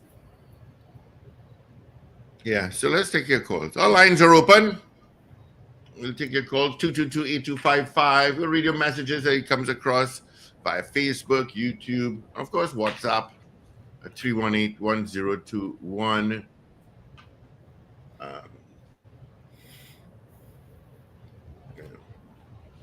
Of course, guys, yesterday was Empress's 4th anniversary, 4 years already. I was in no mood yesterday. All right, we have a call coming up here. Hello? Yeah, once again, Wendell, Mr. that news on the radio, Yeah, we know. Mr. Patrick, I have no doubt it is, That's all right. I'm now calling me and he telling me that he said that news on the radio 105 something. All right, we'll wait to release. Thanks, Mr. Patrick. Right. Yeah, thank you. All right, 222-8255. Any problems on the nation's roads? Let me check for a 5 here and see. Nope, just a little traffic by Chase Village, getting on by the La Bas to Port of Spain. That's about it. Nothing in San Fernando, just going to Dow Village. All right. Gotta love it when school is out, huh? Gotta love it.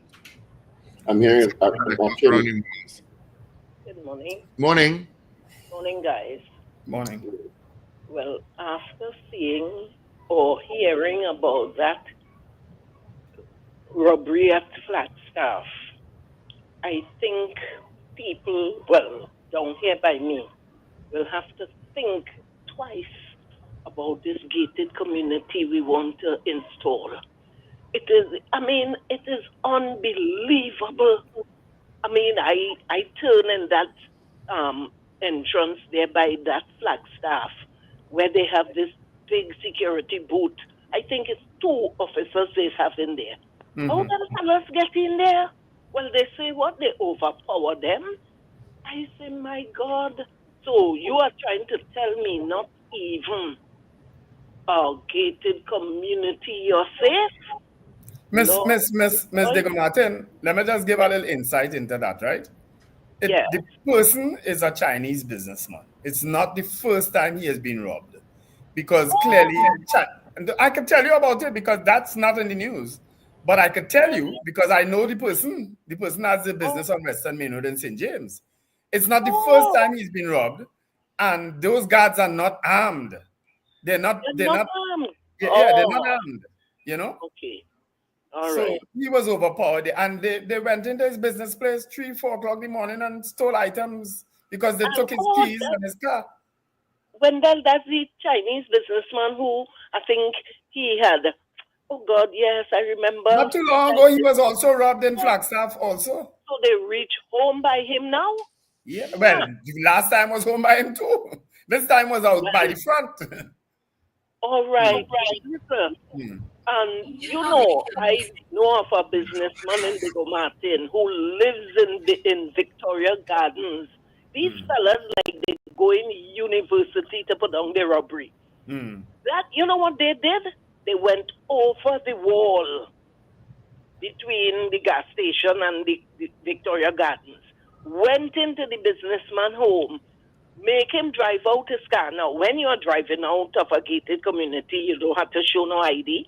They were hiding down in the back seat on the ground, drove out. So the security opened up the barrier. He drove out, and they carried him in his business place and robbed him, because when they went home by him, they asked him, where he safe, where he safe? He said, I don't have no safe here. They carry him back in his business place and got, oh my God. Wendell, is only God could help us right now. Yeah. God have mercy. You all have a safe Yeah. and wonderful day. Take care. Yeah, the circumstances, I mean, business people on the whole have to be mindful of how they conduct their business, especially Chinese businessmen, because they don't believe in banking. So that's why they've become targets, you know, and it's sad. It's sad because, but and you feel the fellas don't know that the guards by Flagstaff Gate not armed? They know that. They know all of that. You know? I'm confirming it's 2 children died. Yeah. Not 1 child. 2.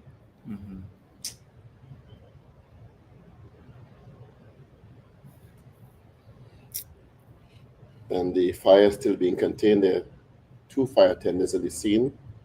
The whole of Arima must be in that area. Initial reports indicating it seems to have been 2 offspring, one minor and 1 adult. Seems to have been an electrical fire. Yeah. And people, you got to take note, because even though you have these power bars that have 6 outlets on it, don't overload it. Like, you should not plug a microwave into one of those. It pulls a lot of amperage. A refrigerator too. The only extension cord you could use for that is heavy duty gauged wire, not the regular ones. Because people just want to put Christmas tree, they want to put this, they want to put that. It's only so much that line could hold that runs in the wall. So you got to be careful.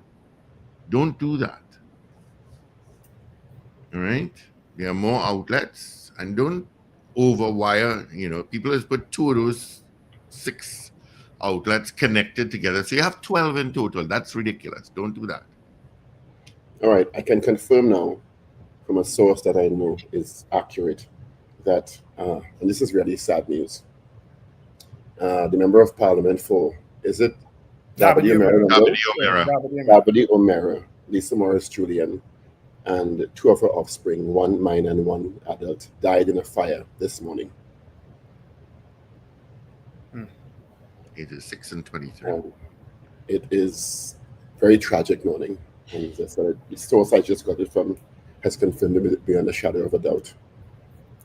But when I got the message from one of our listeners who lives in Arima, not too far from where there is, and he told me really sad news, and I sent it to Richard, and we didn't get. I called Maxine Richards, and Maxine didn't know at the time, and she called me back and she said it's true. So this is confirmation from three different credible sources now.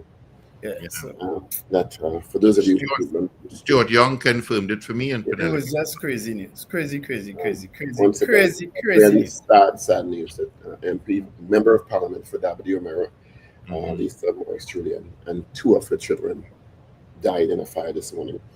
And if you know how close Lisa has been to us and to everybody, Lisa is, and she would have just buried her dad, who she was extremely close to. And if you follow Lisa on Facebook, she posts a lot of pictures about her dad and so on, a lot of memories of her dad. And for this news to come this morning, it was just too much for me to for us to bear. This time of year as well. Well, Lisa would call me when certain things are said on the show and correct it, or she would add to it and whatnot. She would. Lisa and I were very close. Yeah, she was also the former mayor of Arima. Yes, she was. Yeah, former mayor of Arima. The last time Arima really lit up nicely was under Lisa. Yeah, and I remember we had an interview with her talking about that Christmas lighting again. And I think she was minister in the Ministry of Education. Yeah, she's a current minister in the Ministry of Education. Yeah, current minister. But before that, before she was a parliamentary representative, she was the mayor of Arima. Mayor of Arima. And councillor for that area too that she lived in. And if you know where Lisa lives, it's in the heart of Arima. Far Front Street, huh? Yep. The very heart of Arima. It's condolences to her family, her friends and her colleagues, and to extend all that Noah. Daniel must be devastated. I have to call him later.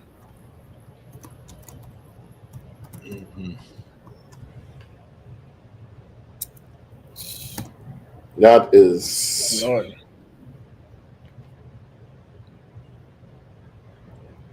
It is really a sad day. And that's why we have to be careful with divulging information before I got confirmation from 3 credible sources. That's the protocol. Yeah. I can't see why people can't understand that. But say what? Well, people want it was us getting information live on here. I've just got information that the Prime Minister is on the scene. Okay. And the Mayor of Arima is on the scene also. So I'm sure that he'll make a statement because media is also on site. Yeah. You know, and all right, we'll take some of your calls still. Right. Jaron Joseph was also there at the scene. He said the Prime Minister. Things will change now. Good morning. Hi, sorry, Steve. no, Davide. Good morning, everybody. I can't catch myself. But I mean, she's my MP. Oh my goodness. And Mr. Condolences to you, and that's why we have to be sensitive with the information. Yes, you know, I feel I was so out of it now. It is so sad. Condolences to her family. Oh gosh! And I know why. I'm glad you all didn't say who it was earlier on, because just to come out and say news just like that without getting it's not a race. Information. It's not a race. You know. Okay, so I don't know what to say again. That news is devastating. It is devastating. And anyway, you all have a wonderful day. Yeah. Have a good one yourself. All right. 16 minutes before the hour of 8 o'clock. Of course, I should tell you all as well, Sir Charles wouldn't be coming in following this show. Of course, Sir Charles retired on Friday. Friday was his last show. So And I think he was just keeping it a bit quiet. He was a bit emotional about it. So I don't think, we had a little thing for him upstairs.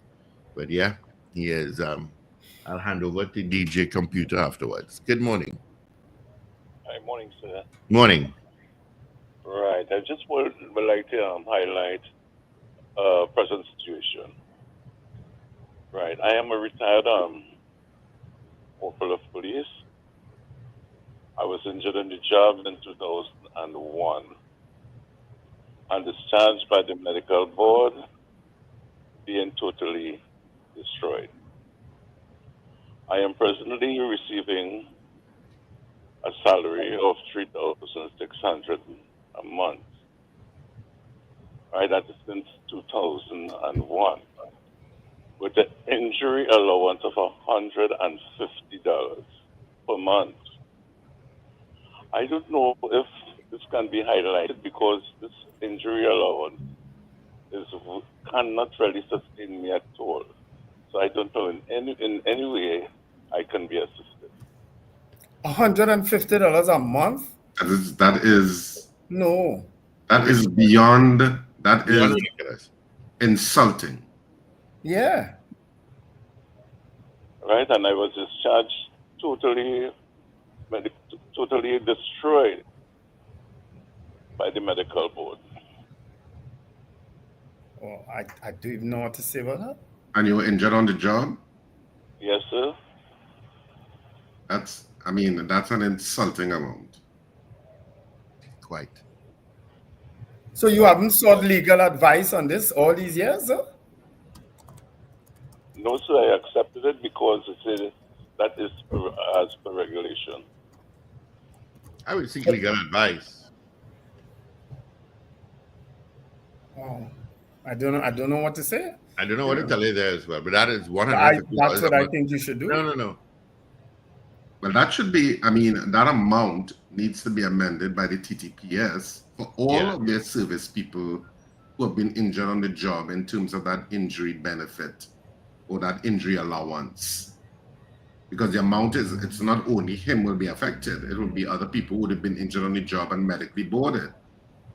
So that amount has to be rationalized in somebody's brain as being insufficient and being addressed at that level that says, look, this amount is unacceptable and it needs to change, and lobby for that amount to be changed in terms of whatever allocation and stuff that you get. Yeah, because it can't only be you getting that amount. No, it would be us too. Yeah, and that's a ridiculous amount. Come on. When you're injured on the job, do better. Yeah. Keep us posted, my friend. Will do. All righty. Okay. 2001. Wow. Yeah. Unacceptable. If anybody from the TTPS is listening, come on. Raise it. Why the Police Welfare and Social doesn't raise that? You think they would, eh? You just got to say that. You'd think that. Come on. Mm-hmm. Just to give you a sense, Lisa was the eldest of 7 children, 6 girls and a boy. Her grandfather, Leroy Morris, was a former mayor of Arima also.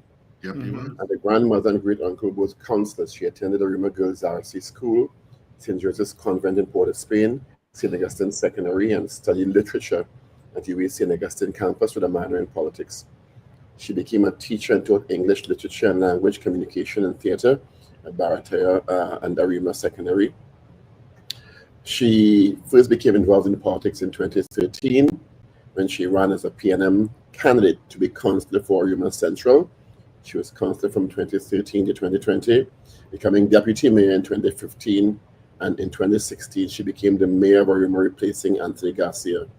She was first elected to the House of Representatives on the 10th of August 2020, as the Member of Parliament for PNM Dabadi Omera.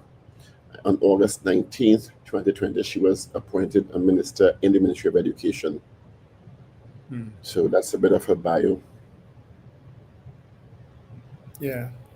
And they actually run the Virginia law, if I'm not mistaken, right, Richard? No, teacher. No, But isn't she an attorney at law also? I'm not sure if Lisa ever. If she, No, I don't think she's an No, I think attorney. she was a teacher. Okay, all right. Yeah, she was a teacher. All right.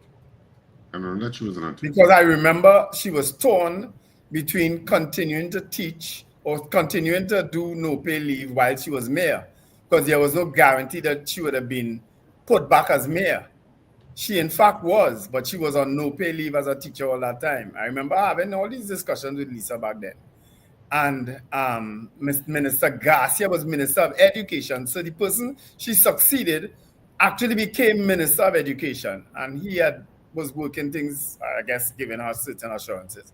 And then she got the opportunity to be MP. She was last minute MP to her. If you remember, they had screened Brigadier Ansel Antoine and selected him. He was already selected as MP for Derby O'Meara, the candidate. And then it was changed and Lisa was put in at the very last minute. You know? Oh. Lisa. It's not an easy morning.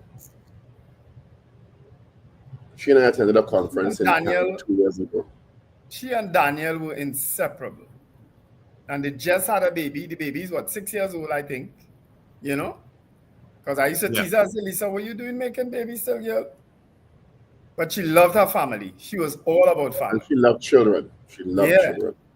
Yeah. Loved children. We were in Canada, and all she was doing is shopping for the children because they were her life. Because her sister ran that bar right at the corner of Fafan and what is that, Richard? Right after the house. That's Queen Street. Yeah. Right. Her sister ran that bar right there, you know. Sister and brother, no? Sister and brother, coming to think of it. You mean the main Dial Street? Yeah, no, the street right with the house, Fafan Street. Uh-huh. So it would be the street that runs north-south on the corner there. That leads up to the Dial Clock? Yeah, yeah. That's Queen Street. Yeah. It becomes Lord Kitchener a little bit lower down. Oh, okay. You have Queen Street and you have Pro Queen Street. And well, Pro Queen Street, I think, is what they changed to Lord Kitchener. Yeah. I would go with Fafan Street because the entrance to everything is on Fafan Street anyway. Yeah. And yeah, they right opposite is what used to be called Morris Plaza. Yes. And they used to have a discotheque there that we used to go to as children, as teenagers. Yes. There was a disco there that you used to go to. Well, I use the bike repair place that right in that place area there too. There's a guy that repairs bikes there. What bike you have, Wendell? I have a bike from Mike's Bikes, boy. I just do what? Just put it on a wall and watch it? Well, he had to write something. I use it for a little while, you know. You don't ride as much again. Well, I ride. You're making it sound like you're this big cyclist that every thoughts go there for my bike repairs. No, every time the tire goes off, I would go by that guy. Your tires go soft very often. So you Gentlemen, good morning again. Morning. Well, I kind of lost for words. That's why it takes so long to call back. It really threw me there for a loop. I'm very, very saddened. I extend all my sympathies to her family and to the P&M family by extension. Right on that opposite there, Wendell, there's a hairdresser next door to the bike shop. Yes. Brother. So I'm very, very, very sad. Very. And we said this morning, it would be when the news is finally done, but it's going to be a very tragic bit of information. But that fire, nobody could escape that. I mean, it all to the front to the road. So where they could escape to go? That I really wondering what really happened. I would like to hear how that fire started and what happened. But I'm not hearing anything about the husband. No, I haven't heard about that. Yeah, he was out. What? And but do you all know what time it started? They didn't indicate. But in the wee hours of this morning. This morning sometime. Yeah, because I would have gotten a message very early this morning. I'm sure she had a wonderful time on Saturday night. Yes. My Lord. All right, gentlemen, you all have. Yeah. Oh, Well, what kind of day I could see we go have? I don't know. Never. Bye. Bye-bye. I don't know. I don't know what type of day we'll have. But Lord, Lisa, why?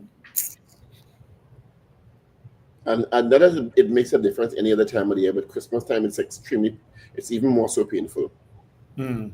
to lose loved ones and at Christmas time. And under such extremely tragic circumstances. Yeah, yeah.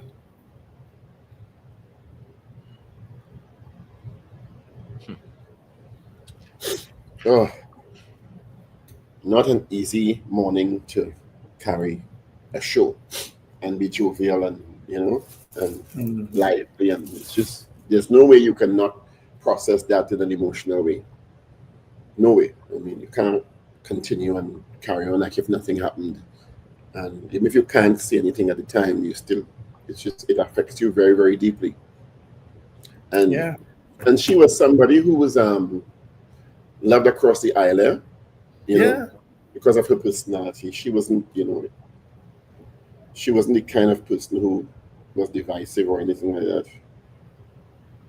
She was Lisa was a typical friend and mother. That's Lisa's personality. She was always a friend and a mother. Always. And she was always accessible to the Power Breakfast. Mm-hmm. Always. Every time we called. So if you're just joining us and you haven't heard, Member of Parliament for Dabadi O'Meara and Minister in the Ministry of Education, Lisa Morris Julian, and two of her children died in a fire at their home early this morning. We got the news just after coming on here. Yeah. And have been trying to confirm it, and we've got confirmation from three extremely credible sources. One being a senior police officer, and two others members of Parliament, her colleagues. Yeah, chairman of the party, no less. Yeah. So we understand the Prime Minister is on the scene. So too the Arima Mayor, President Arima Mayor, and several Camille Robinson Regis is also on the scene. Camille Robinson Regis, several other senior government officials are on the scene with fire and TNTEC are also on the scene. We understand fire tenders, and I think they just about started containing the blaze, which occurred in the wee hours of this morning. So condolences to her family, her friends, her colleagues, and the national community on her tragic loss this morning. And two of her children also, we understand, perished in the fire. Someone messaged me to say that the husband is hospitalized. So it is an extremely tragic, difficult morning for this country. Well, we'll keep you updated as the day progresses on information coming to hand as to the official cause. The initial suggestions is that it may have been an electrical fire. We have not confirmation of that yet, but we'll continue to follow the story. As much as you can, do have a good day and be safe. Yeah. Folks, just remember to let go and let God. Yeah, so it's Monday. It's the beginning of the work week for some. And of course, for some, I know you take vacation around this time of the year to be with the children. So hold your children close, I guess. That's the message coming out of, all of the tragedy we faced this morning in terms of the news, the horrific news in terms of the crime, and then of this horrible news in terms of Lisa Morris Julian's passing in that horrific fire with two of her children. Our condolences from the Power Breakfast Show to the family and to the national community. And of course, death is part of life, but it's always so difficult to navigate it. So fragile. Always. So have a great day as best as you can. And remember to smile and laugh, as I always say, because it helps reduce your stress and it keeps you healthy. Yeah. Enjoy life and live it. Live it.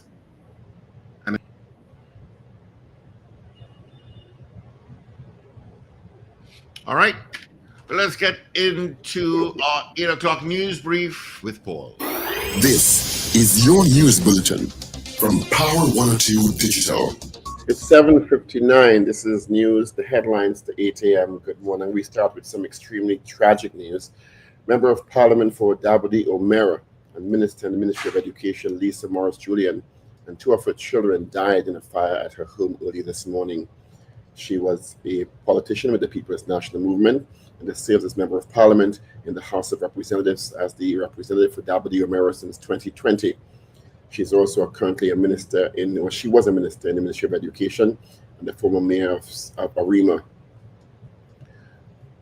We understand the Prime Minister and Minister of Robertson Regis and the Mayor of Arima and other senior officials of the government are presently on the scene. We'll have more as information comes to hand.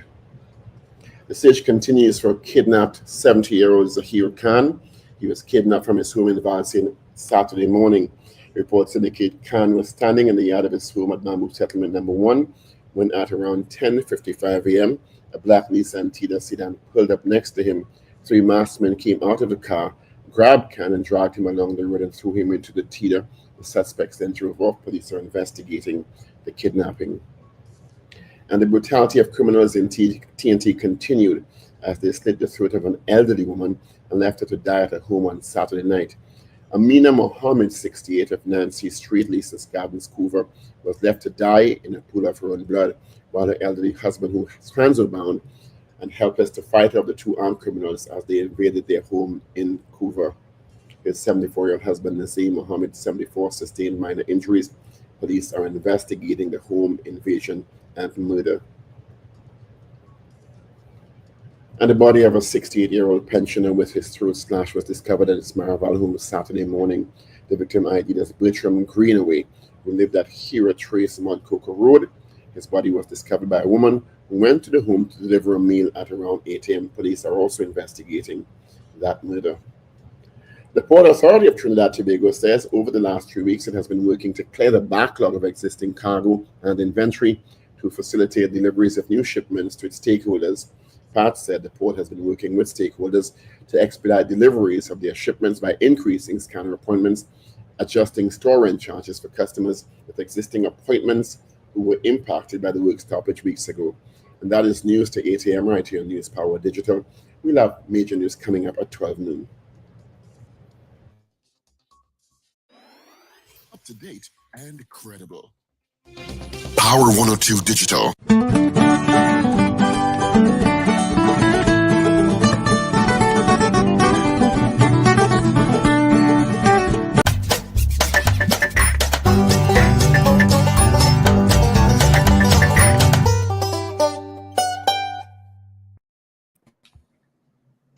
Alrighty, it is 3 minutes after the hour of 8 o'clock on this is 16th day of December, 9 days to Christmas, and let's welcome Dennise Demming. Good morning to you. And good morning. Well, thank you very much for having me here today. And I'm very happy to have a conversation this morning with Theron Shaw.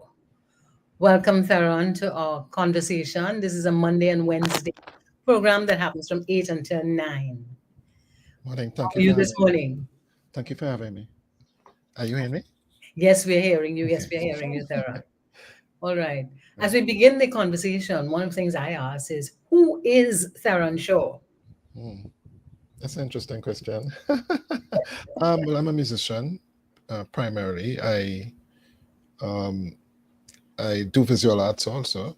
I compose, arrange, produce music, and I was also involved in teaching quite a lot. So I taught at the secondary school level. I taught at both UTT and UE for a bit as an adjunct teacher in guitar. So that's kind of encapsulate who I am. I've been playing music for a long time, since over 40 years.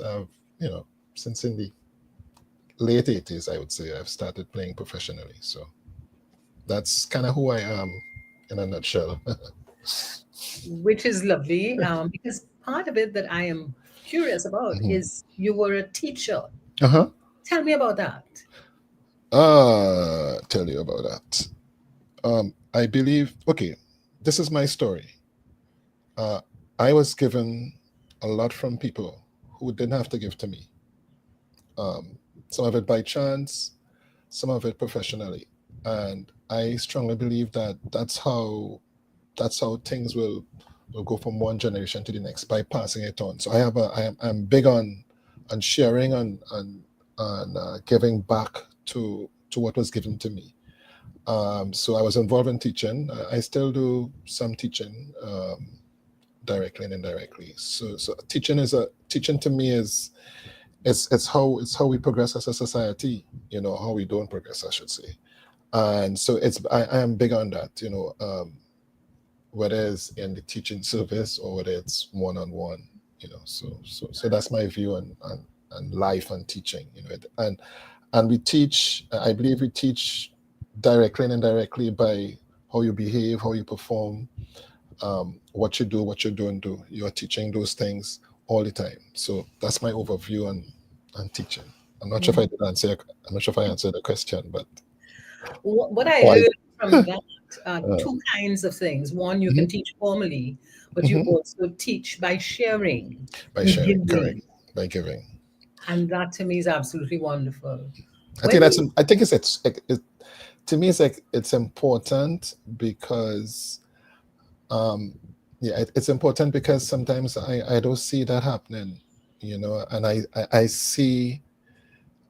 Okay, so for example, I was at an event yesterday that I was part of, and somebody says to me, you know who is the drummer? I was like, no. He's like, he's 14. I was like, okay. And have you seen his drawings? No, I haven't. You need to talk to his mom. It's okay.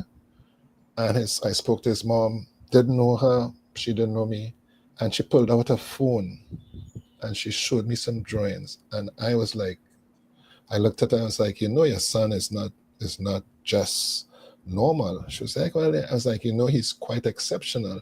And I'm saying we had a conversation and I said I will try to help her to shape, because no, that conversation didn't have to happen. She could have gone her way, I could have gone my way.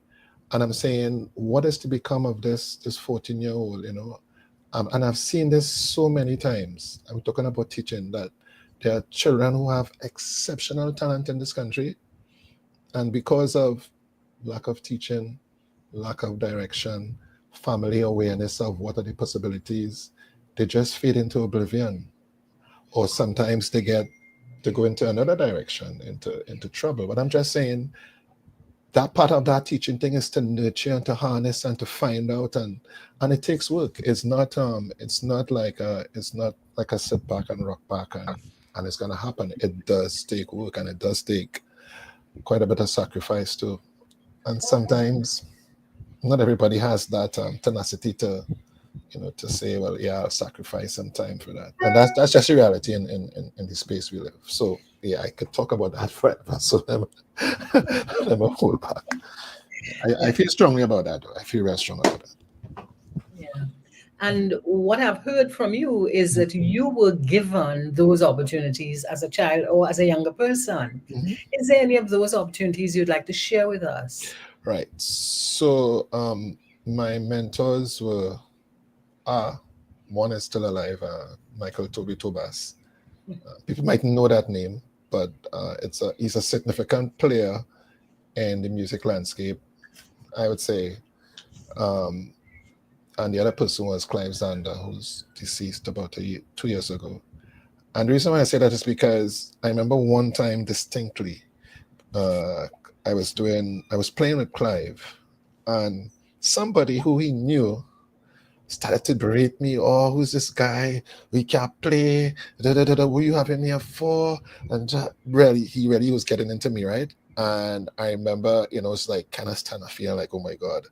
And Clive kind of, I just kind of stand up and you're scratching his beard. He was like, yeah. He's like, yeah, but he needs to get a chance to play. You had to give him a chance. And in that instance, Clive stood up for me when I know. Now I could look back and say, yeah, I probably wasn't ready, but Clive stood in my shoes and said, hold on, I'm hearing what you're saying, but how is he supposed to get a chance to play if he's not given a chance to play? And I try in my own way to try to replicate that, by giving people opportunities or trying to give people opportunities, and giving people we all need a break sometimes. Everybody especially the 16, 17-year-olds, we were all 16 and 17 at some point in time.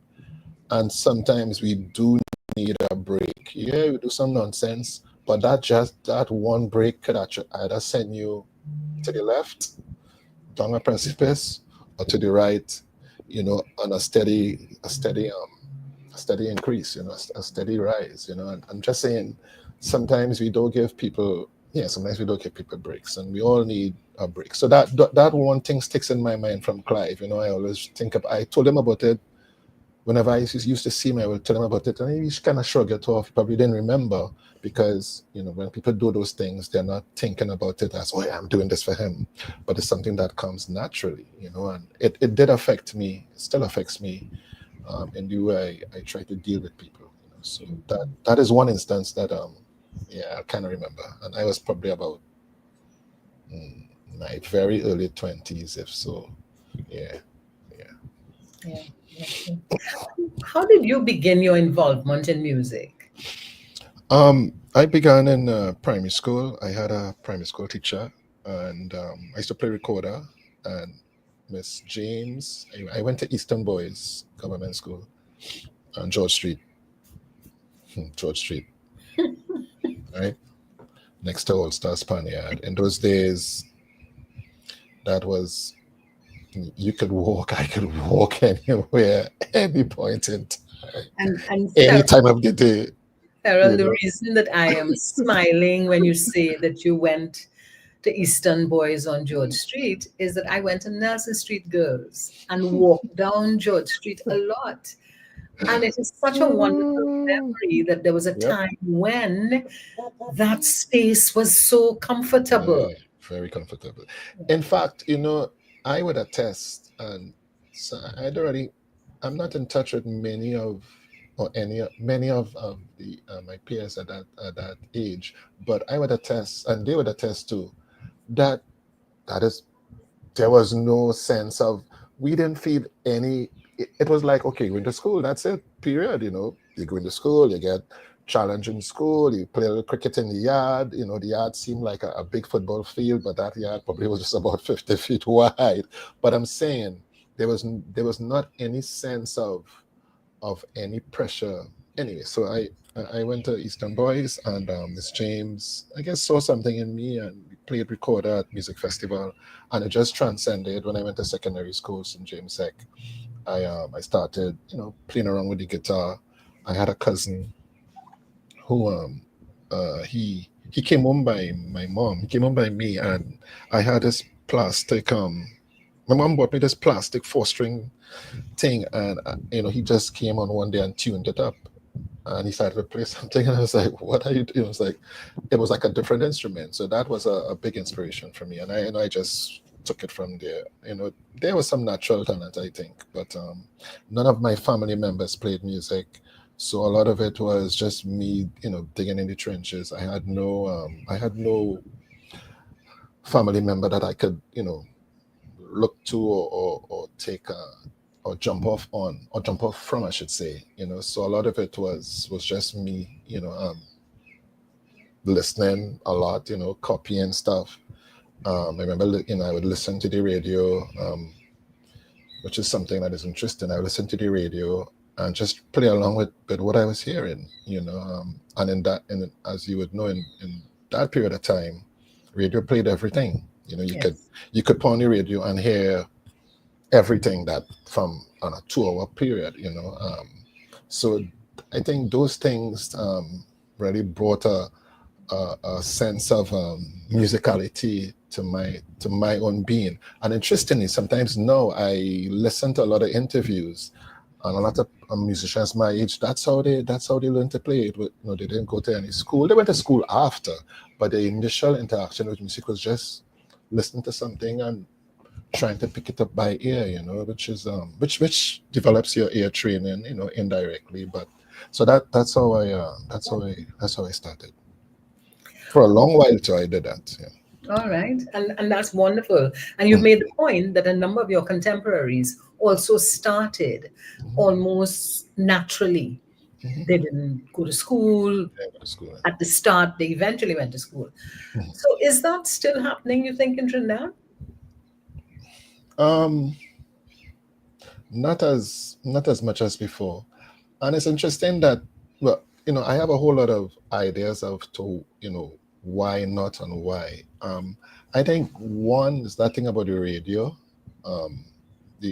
Because radio is so specific. This John, you hear this John. If you have a radio in your house, you more than likely would be attuned to one or two stations, and these stations have X or Y format, and that's what you hear, that's what you listen to. So unless you have a family or family member that's diverse to play different things, you only hear one thing, one or two things. And to me, that limits your ability on hearing music, on a larger spectrum. I've had students who, interestingly, before, never heard a live steel band, and that used to freak me out.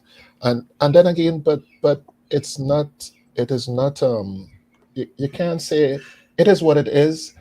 They never heard a live steel band because their family members never were interested for some reason or not to be in that space. So and so that's it. To me, that's the purpose of a school. You're not experiencing this. You're not experiencing this language, or you're not experiencing this ideology. That is what school is supposed to do. It's supposed to expose you to things that you're not accustomed to or not familiar with. But the system we have sometimes, and I'm kind of going around in a circle, but the system we have sometimes, it is so focused on one thing that some of the things get missed. So like some things that, I never heard about that.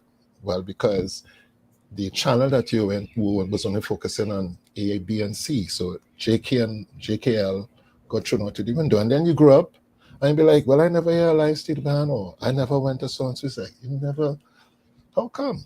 Because you were never exposed to it. And I think those are some of the called failures, or some of the things that we could improve on, because you could always do better. You can always do better. I hope I answered the question. I'm quite surprised to hear you say that there are people you've met who said to you they've never heard a live steel band. For real. If you could transform that, what would you do? I think 90% of it is education. Education, and you go to, children need to be, especially children need to be exposed to as many different things as possible. You may not like it per se, but you don't know what your child will gravitate to, and you don't know where that will take them. You don't know where that. I had no idea that I was going to be in this position today. I mean, when I was growing up, playing music really wasn't something that you would think as, that's as a profession, but it could be lucrative, it could be worthwhile if there is the correct investment. But if there's no acclimatization when you're young, then it just goes out the window. Like I'm big on creative arts. As again, I've seen so many students have ridiculous talent, but because it's not nurtured, then it just goes out the way, and we don't know where that could have taken them. We have, in our space, we have produced Peter Minchell. In our space, we have produced Che Lovelace. In our space, we have produced David Rudder. I could just go on, Michael Bootman, Leroy Callis. We have produced people who have gone from this space outwards into the wider universe, Brian Lara, Etienne Charles. But it didn't happen just like that. It had to have some nurturing to point and to direct. So I'm just saying, if I had to change it, I would say education in schools, more, being a little more diverse, even from primary school. The primary school level is so attuned and I'm not knocking it. I'm just saying I'm saying it could be better on Parsons SEA, that sometimes things get missed. Things that to me that are important in the holistic development of a child, sometimes they get missed because the main attention is passing this exam. Then after that, it's like, oh, so what do we do now? Well, you need to play catch up on some other things, So those are the things I think I may want to make better. So I'm hearing you talk about removing the focus from so much on passing the exam to ensuring that children, particularly in primary school, have a wide range of things that they are exposed to. Yes, I would say that. Pardon? Is that? Yes, I would say, yeah, I'd say all right. So that's what I heard from you. And what triggered me to ask you that is this comment about not hearing a live steel band.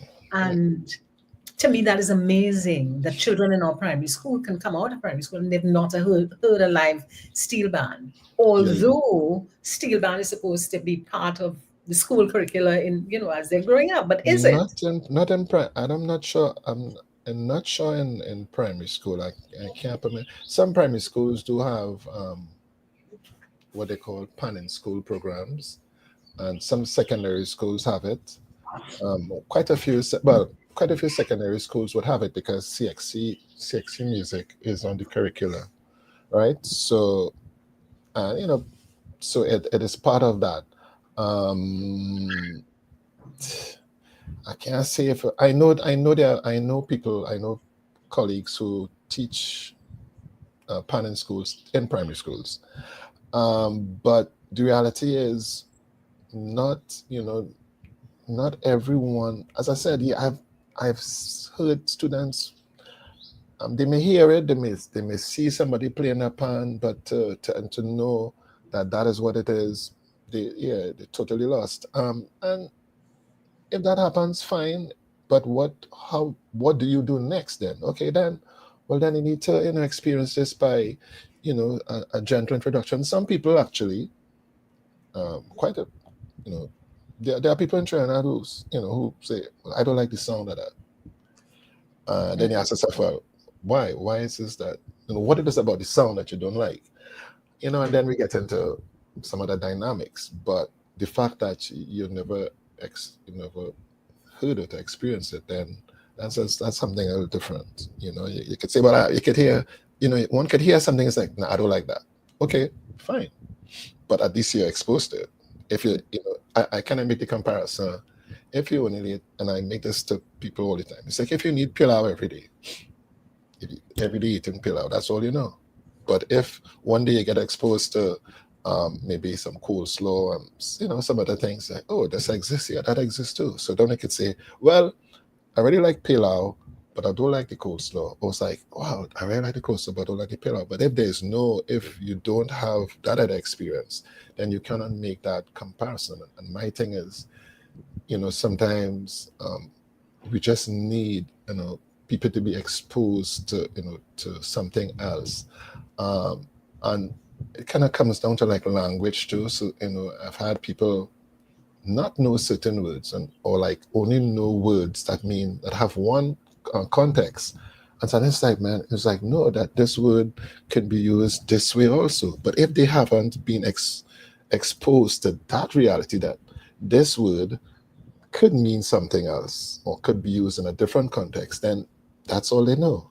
But we have to find a space to introduce those differences to them, else they go about their lives, with seeing everything in one direction, and I think the internet and the availability of so much information sometimes has a negative effect, because I hear music teachers all the time, local and abroad, complaining that, well, everything is there for them, but they're not using it. Well, yeah, because it's just like everything is available. But now, how do you decide? Well, out of A, B, C, D, E, F, G, all I need to focus in is on D. And somebody needs to tell them, well, there's A, B, C, D, E, F, and G, but all you need to focus on is D. But if there's no one to show them that, then it's just like, well, it's there, but I don't know which one to choose, And so I guess, the good and the bad and everything, as I say, sometimes, you have to take the good with the bad. It's like, yeah, all this information is there, but how do you decide, what to focus on for me, for my improvement, When you think of music in Trinidad, what are your views about the potential for music? Because we've had a lot of people who have played music all over the world. But what is the potential for future music in Trinidad and Tobago? What is the potential? I think the potential. What's the potential? I mean, the potential is. I could compare I could give the answer like this. Think about the people we have produced. I would say with world recognition. For example, I interacted with a young pan player that I know from social internet, kind of social media. I was thinking, man, this is phenomenal. She's a phenomenal player. Came out of Trinidad. People in Trinidad may or may not know her, and I'm thinking, yeah, this person came out of the space. How can we make the space more attractive to produce more like this person? I could call Etienne Charles. I know Etienne Charles from a young person. There was an interview on yesterday, Papers, Newsday, on a guy called Kyle Peters. Kyle was a student of mine in UWI. Phenomenal person. And, obviously, has ways to go, but, the space is here. Everything is here. It's how do we nurture it? I don't have all the answers, but, we have to continue the work in nurturing as best as we can, so we could get more Kyle Peters, we could get more Etienne Charles, we could get more who else I could call young entrepreneurs willing to take chances. Playing music is taking a chance in a way. It's still not like what you call an 8 to 4 job, if there's that, if that even exists anymore. Because like post COVID, I think everybody got turned around, flipped over, upside down as to, hey, what's possible? How can this work for me? How can this situation work for me? And vice versa. On the flip side is that a lot of people got totally messed up, or got totally thrown off the rails and haven't been able to come back on any kind of rail, any kind of platform to move forward. But in the music industry is can be volatile. It's very competitive, and it's not sometimes even though I'm saying I'll give you an example. So most people see Spotify as like 1 million streams, 2 billion streams, but the people who have those streams are people who are more than likely already very successful. But there are millions of other people, musicians, creatives, who just wouldn't get that type of streaming. But so how do they survive? How do they make it work? I was thinking the other day of myself, well, I have music on Spotify and some of the other streams. I'm not collecting any money. Why should I pay to join a stream to stream mine? So it's already free. So why should I pay to listen to my thing? So you have to ask yourself, how do I make money? How, from live performances, and skill set required, investment in equipment. So there are a lot of those considerations to think of when you're thinking about the music industry. But on the flip side of that, what would the planet be? What would your space be without turn on the radio, turn on your iPad or your AirPods to hear something in your ears to make you feel good when you're not feeling good, to make you feel better, or to make you think about, hey, I never think about this idea, because you were motivated by something that you hear or something that you see also. Because I see music and art being the same. One is dealing with sound, and the other is deals with visual, but they're all from the same energy space or energy source. So they work to inspire us to make the space better, which in turn comes back to us. So it's like a cycle going around all the time. That's how I see it. I personally see it. It's not, so I was looking at the questions before and I was thinking, it's not, the music is not separate from the living experience. They interact with each other, and they affect each other. Things that you hear or don't hear influence how you behave, and how you interact. And so it's symbiotic. It goes around, So our influences have always been, our influences in Trinidad and Tobago and the Caribbean, but Trinidad and Tobago have always been phenomenal in a way. Calypso music still has this huge impact on the world, even though they may not call it that, for all kind of reasons. But we created that. I don't think we fully understand the power of it. So yeah, the potential is there. Our space created steel band. I don't think we totally understand that power. That I think we do understand what that means. To me, it's already, it's already gone. Not gone, but we've already created that. But the energy source that created that from this space, I don't think. Do you really understand how powerful that is? I don't think so. I mean, it's think about it. It's like the only acoustic thing that was made the last couple hundred years, new thing, came from here. How did that happen? Why did that happen? What does that say about your DNA, your ancestry? Do we understand that? I don't think I even understand some of it. I think I do, but I don't understand the fullness of or the vastness of that experience.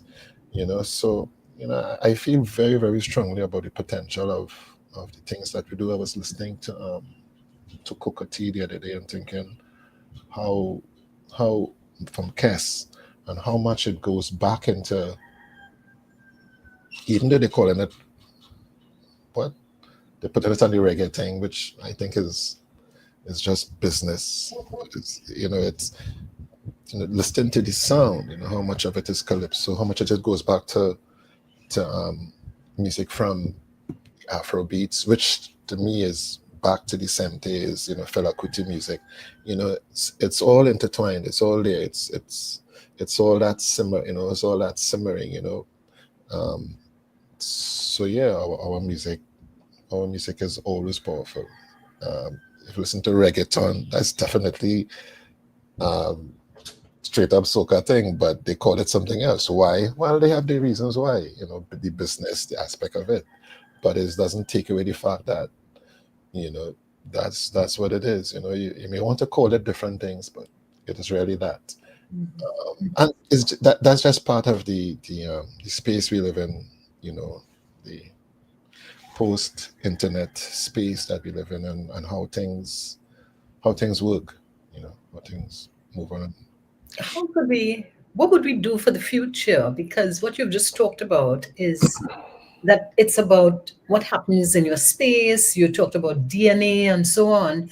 So in terms of the future of our music, how could Trinidad do something to transform it so that we continue to make a difference globally? Dennise, that's a hard question. I don't have. I think we have to you have to we have to do things better. We have to consciously make an attempt to do things better. I'm not saying that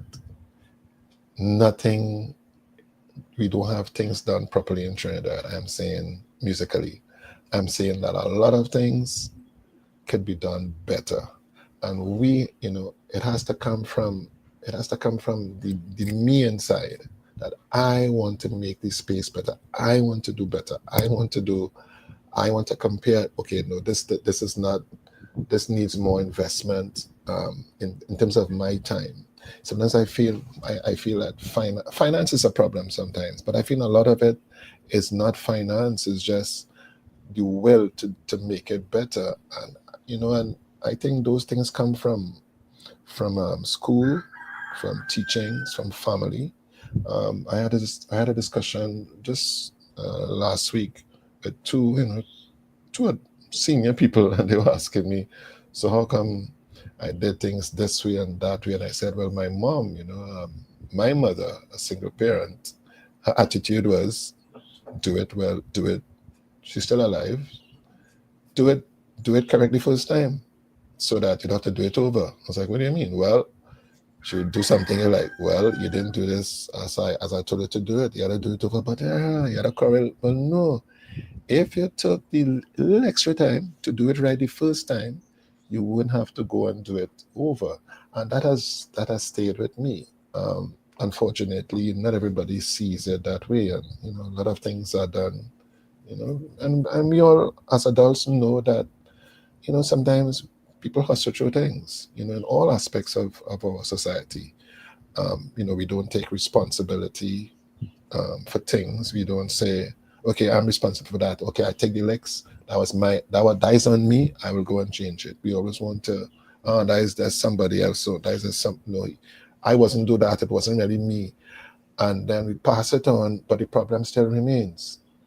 And the other person puts blame to the things. And I'm just saying that sense of responsibility to do things better comes from the inside, comes from, and that's where it starts. I don't know I can't say how to change that. To me, I think it's family. But if your family structure doesn't have that type of inclination or direction, then you don't get it. And then have to get it from somewhere else, hopefully. But if you don't get it, then you just continue, in passing the buck, not doing things as good as it could be, So my main thing is making things better. Nobody's perfect, nobody has all the solutions, but we can do. If you have the ideology of I can make this better with a little bit of sacrifice, I think generally there can be a move forward, or making things better, as I would say. I absolutely love that thought, because there's something in Trinidad that I think is terrible. That good so is an attitude that we have. And I think we need to change that attitude. But it will happen when it will happen. Theron, what has been your most impactful music contribution? Okay. Might be the wrong word. Impactful. I like, impactful. Okay. Like it's kind of different. I had the opportunity to play with Andrew Tanker until he passed, actually. So I was in the last segment of his musical experiences. I was in, because he had a couple of others before, I was in his last band, his last musical foray, and I at the time, I always felt that this music was so. I always felt that Andre's music had a bigger role to play. He was very popular at the time in Trinidad. We would do performances in the Caribbean, but I always felt that, I always had the sense that this music had ways to go. And a couple of years ago, I had some interaction with Janine, the big opera singer, and who people may or may not know, is a phenomenal. I came out to Trinidad and Tobago. Oh, she went to a convent school, I think it's in South. She went to a convent school. I'm not sure which one, but she went to at a St. Joseph's convent in South. But Janine is a worldwide phenom in terms of opera. Very dark skinned. You sing an opera and you're from the Caribbean. Something is a little different in that. Has won many many things abroad, But I'm saying, so we had this opportunity. I did a recital with her in Connecticut, and so one of the things was to include some local things, and we worked up an arrangement of Marina Osha. But the thing about that is, I think we performed it at Carifesta, but all through again, it's not a big paying thing financially, but the experience was, wow, here's Andrew Tanker's music that I was living with. He's now deceased. But this is where look at where it is. And having a part to play in that, I think, was a great experience. It was something fulfilling for me because I was able to know the source, but also project music from that source in a whole other space. In so much as I remember, I was with her mom in Barbados, Janine's mom, and we were looking at. She was receiving this award in France. Was it France? No, she was receiving an award in Germany, and they were all speaking in German. And they had a translator, and she received the award. And then they asked her to. She was like, "Well, could you just do something?" Because it was a mere space where you were receiving something, and they asked her to sing something a cappella. I don't think it wasn't televised in Trinidad. People didn't know about this, and she stood up there. I'm looking at this real time. And she sang Marina Osha a cappella. And I just kind of sat back in my chair, and I was just thinking, Andre, look at where you reach, brother. Look at where you are. Look at where, music, I can't separate the music from the person. It is the person. Bob Marley's music is Bob Marley music forever. Andre's music is Andre's music forever. He may be in a different space, but look at where his music is. On a stage in Germany from an opera singer from Trinidad. So you ask me, Leon, what's the potential of our music? That is the potential. Look at where I don't think Andre, maybe he knew. Maybe he knew where things would go and that he didn't say. But I was like, man, look at that. Look at where this thing reached. Look at the again, Trinidad music. Talking about Trinidad. Dealing with Trinidad or Black experiences from the diaspora in Trinidad, transported to Europe with somebody who is recognized as a opera singer, but is able to tap into her own ancestry in Trinidad music. Look at the potential. Look at where, in fact, in so much as I did an arrangement of, I forget now, 2 songs for her. She was working with a Baroque orchestra, early on this year, and they use the base of my arrangements for a live performance. But I'm just saying, those things for me, from the creative aspect, are big. They may not be, stuff that you see with a million streams on YouTube, but I'm looking at potential of the music being exposed in different spaces. So to me, that's my biggest. It may not be something that everybody knows about, but for me, it's totally fulfilling because it shows potential. What is our potential to have a impact on somebody in some other part of the world? Because that's the power of music. You hear it and it's like, whoa, it hits you, or it doesn't hit you. If you were talking to the person on the maxi who had not heard of Andre Tanker before, how would you describe his music? Totally Trinidad, Yeah. Trinidadian. Sometimes we need to. I have this theory that everything that everything already. You just need somebody to tell you to turn on the light, or to just tap that little or put on the switch. Hey, this is you too. And it's like, oh yeah, that's true, that's me. But if that switch is not turned on, then it doesn't get ignited, But I don't know. Maybe it's country music is Trinidad and Tobago, totally and solely Trinidad and Tobago. It's East Indian.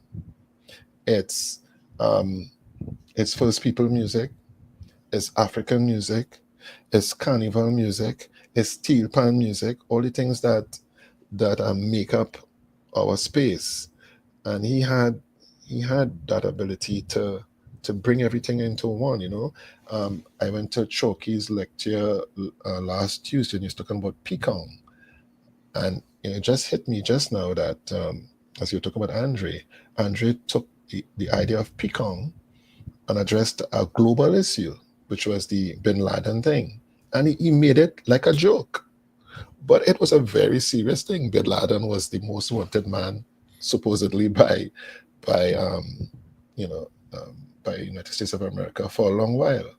And Andre took that idea, that concept of Bin Laden, and make it like a Trinidad thing by Ben Lion, and people understood it, but they also liked the idea of how it felt that we were singing something that was about us, but it really was about a wider global issue, and that's the power of the calypso too, that we create, where we as a people, not necessarily me. I'm not a great calypso writer. I may play calypso well, but we as a space that created this can take something, a global issue, and we can talk about it where we could understand it. We could break down. The music that calypso music has the ability to take serious issues and kind of make it comical in a way, so that we could feel, we could understand it a little bit more, we could digest it, and maybe we could deal with it in a particular way. That's the power of calypso. And I'm just saying, Andre had that ability to bring all those things together. I don't think there's anybody else that has done that kind of mixture all in one. I can't say it's calypso. I can't say it's this First People music. Is just that thing that he had. That was his gift. You had to.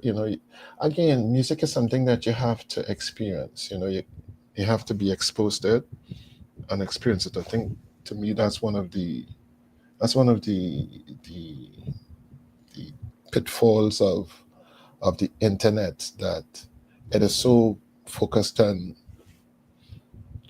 things that and that's how they work. You like this, I'm going to feed you with everything that you like, and you're not going to be given the chance unless you choose to really investigate and find other things, but you're not going to be given a chance, because once you listen to this that you like, I'm going to feed you with everything that sounds exactly like that, so you get attuned to this sound, and then it makes everything else sound a bit odd. But if there's a wider if it is more, if it is geared, which it is not, for you to experience different things, then I think there's a ability to hear other things, to experience other things, to even experience the things that you like even more. But it's not geared that way. And to me, that's the biggest thing about the music. Now, even in Trinidad, the whole big uproar about the reggae thing is that there are a lot of people who like reggae in Trinidad. There are lots of people who like reggae in Trinidad. Lots of people. And that's just what they have been exposed to. If the exposure was in a different way, then I guess there'd be a lot more people liking calypso and soca music. Not that they don't, but there'd be a lot more. But it's just that. That's just how it works. Yeah. Excuse me. Do you think there's a Trinidad rhythm that could be commercialized? Is there a Trinidad rhythm? I can't. Trinidad rhythm. I would say rhythm is a touchy thing. Touchy as in it's very specific. And from my vantage point, I would say not necessarily. A lot of the rhythms that we use, are things that came from other spaces. I can't say rhythm. I could probably say music. A music that is really Trinidadian. It's like that amalgamation between parang and not soca, but parang and indigenous, because parang we've kind of created some things. There are things that from Venezuela, that paranda, that is geared along that way. But there was some early music that was created by San Jose Serenaders and a group from St.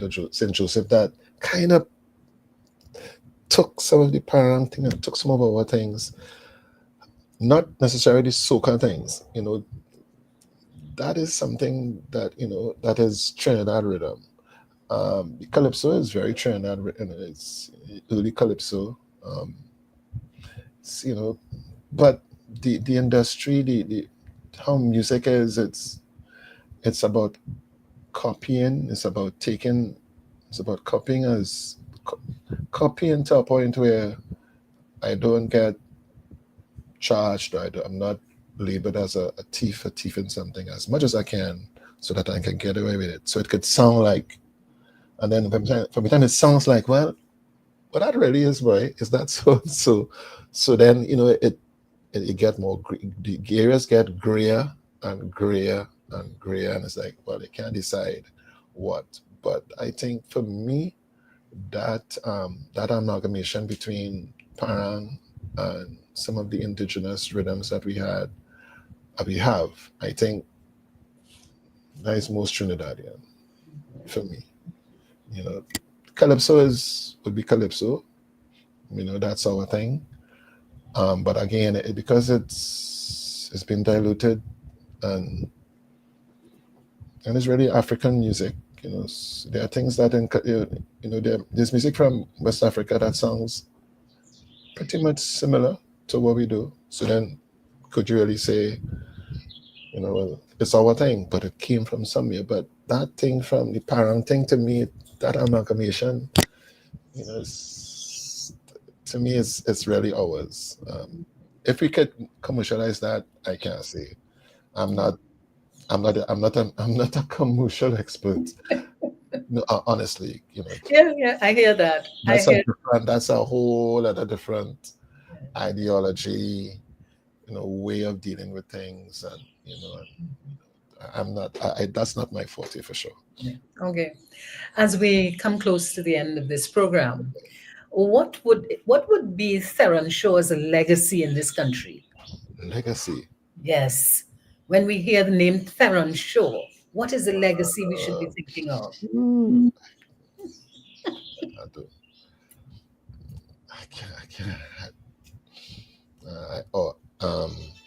I did my best, make the best of the situation. I made the best of the situation. I made lemon juice with lemons. Mm-hmm. Yeah. I try to inspire as many people as I can. I try to be honest in my doings. I try to be honest in my critique or comments. That sometimes may not settle with you at the time, but I try to be honest. And I try to give back what was given to me. I am a firm believer of giving back because the only reason I'm here is because people stood up and said, give him a break. Well, I don't know you, but yeah, let's see what could happen. And that is how, to me, that's a life experience. It's a give and take. You give of yourself, and things would come. That's, I guess, an old spiritual ideology. If you give, you receive 10 times. 10 times. You don't give to receive 10 times, but it happens. But my thing is I was given opportunities, and I hope that I would have created opportunities or shared information with people because it was given to me. Yeah, that's a wonderful thought. And as we wrap up, what would you like our listeners to take away from this 1 hour of discussing music? Would like try and do it better. No, it's not about a music thing. It's not, it's not a music thing anymore. It's a Trinidad thing. I want to leave one simple ideology that was given to me, that was shared with me by Ella Wendell years ago. And it's a holistic thought, I hope that she's doing okay today. And we were discussing freely about your space. And she calls me T-Shaw. She's like, T-Shaw, if you come out on the street and you see the street dirty, she said, one thing you could do is get up in the morning, you clean in front of your space. She said, you just clean in front of your space. She said, you might be looking and seeing. She said, but you clean in front of your space every day. You might inspire the person next to you to say, hey, I'm going to clean up his space. I'm going to try and clean mine too. And she said, in that way, you might see everybody copying what you're doing. And next thing you know, your whole street clean. And I'm saying, one thing I want to leave it, we can do better. If we try to do better, if I try to do better, and somebody see me trying to do better, they mightn't do anything. They might say, what wrong with he? Who we think he is. But somebody else may see it and say, hey boy, I could. And then it becomes like somebody tack on and somebody tack on. And I'm talking about all aspects of Trinidad and Tobago. All aspects. We can do better. Thank you very much. And on You're that most note, welcome. I'm Dennise. We can do better. Thank you very much. And on that note, we can do better. I'm taking that away and look forward to our conversation on Wednesday. Thank you, Theron. You're most welcome. Thanks for having me.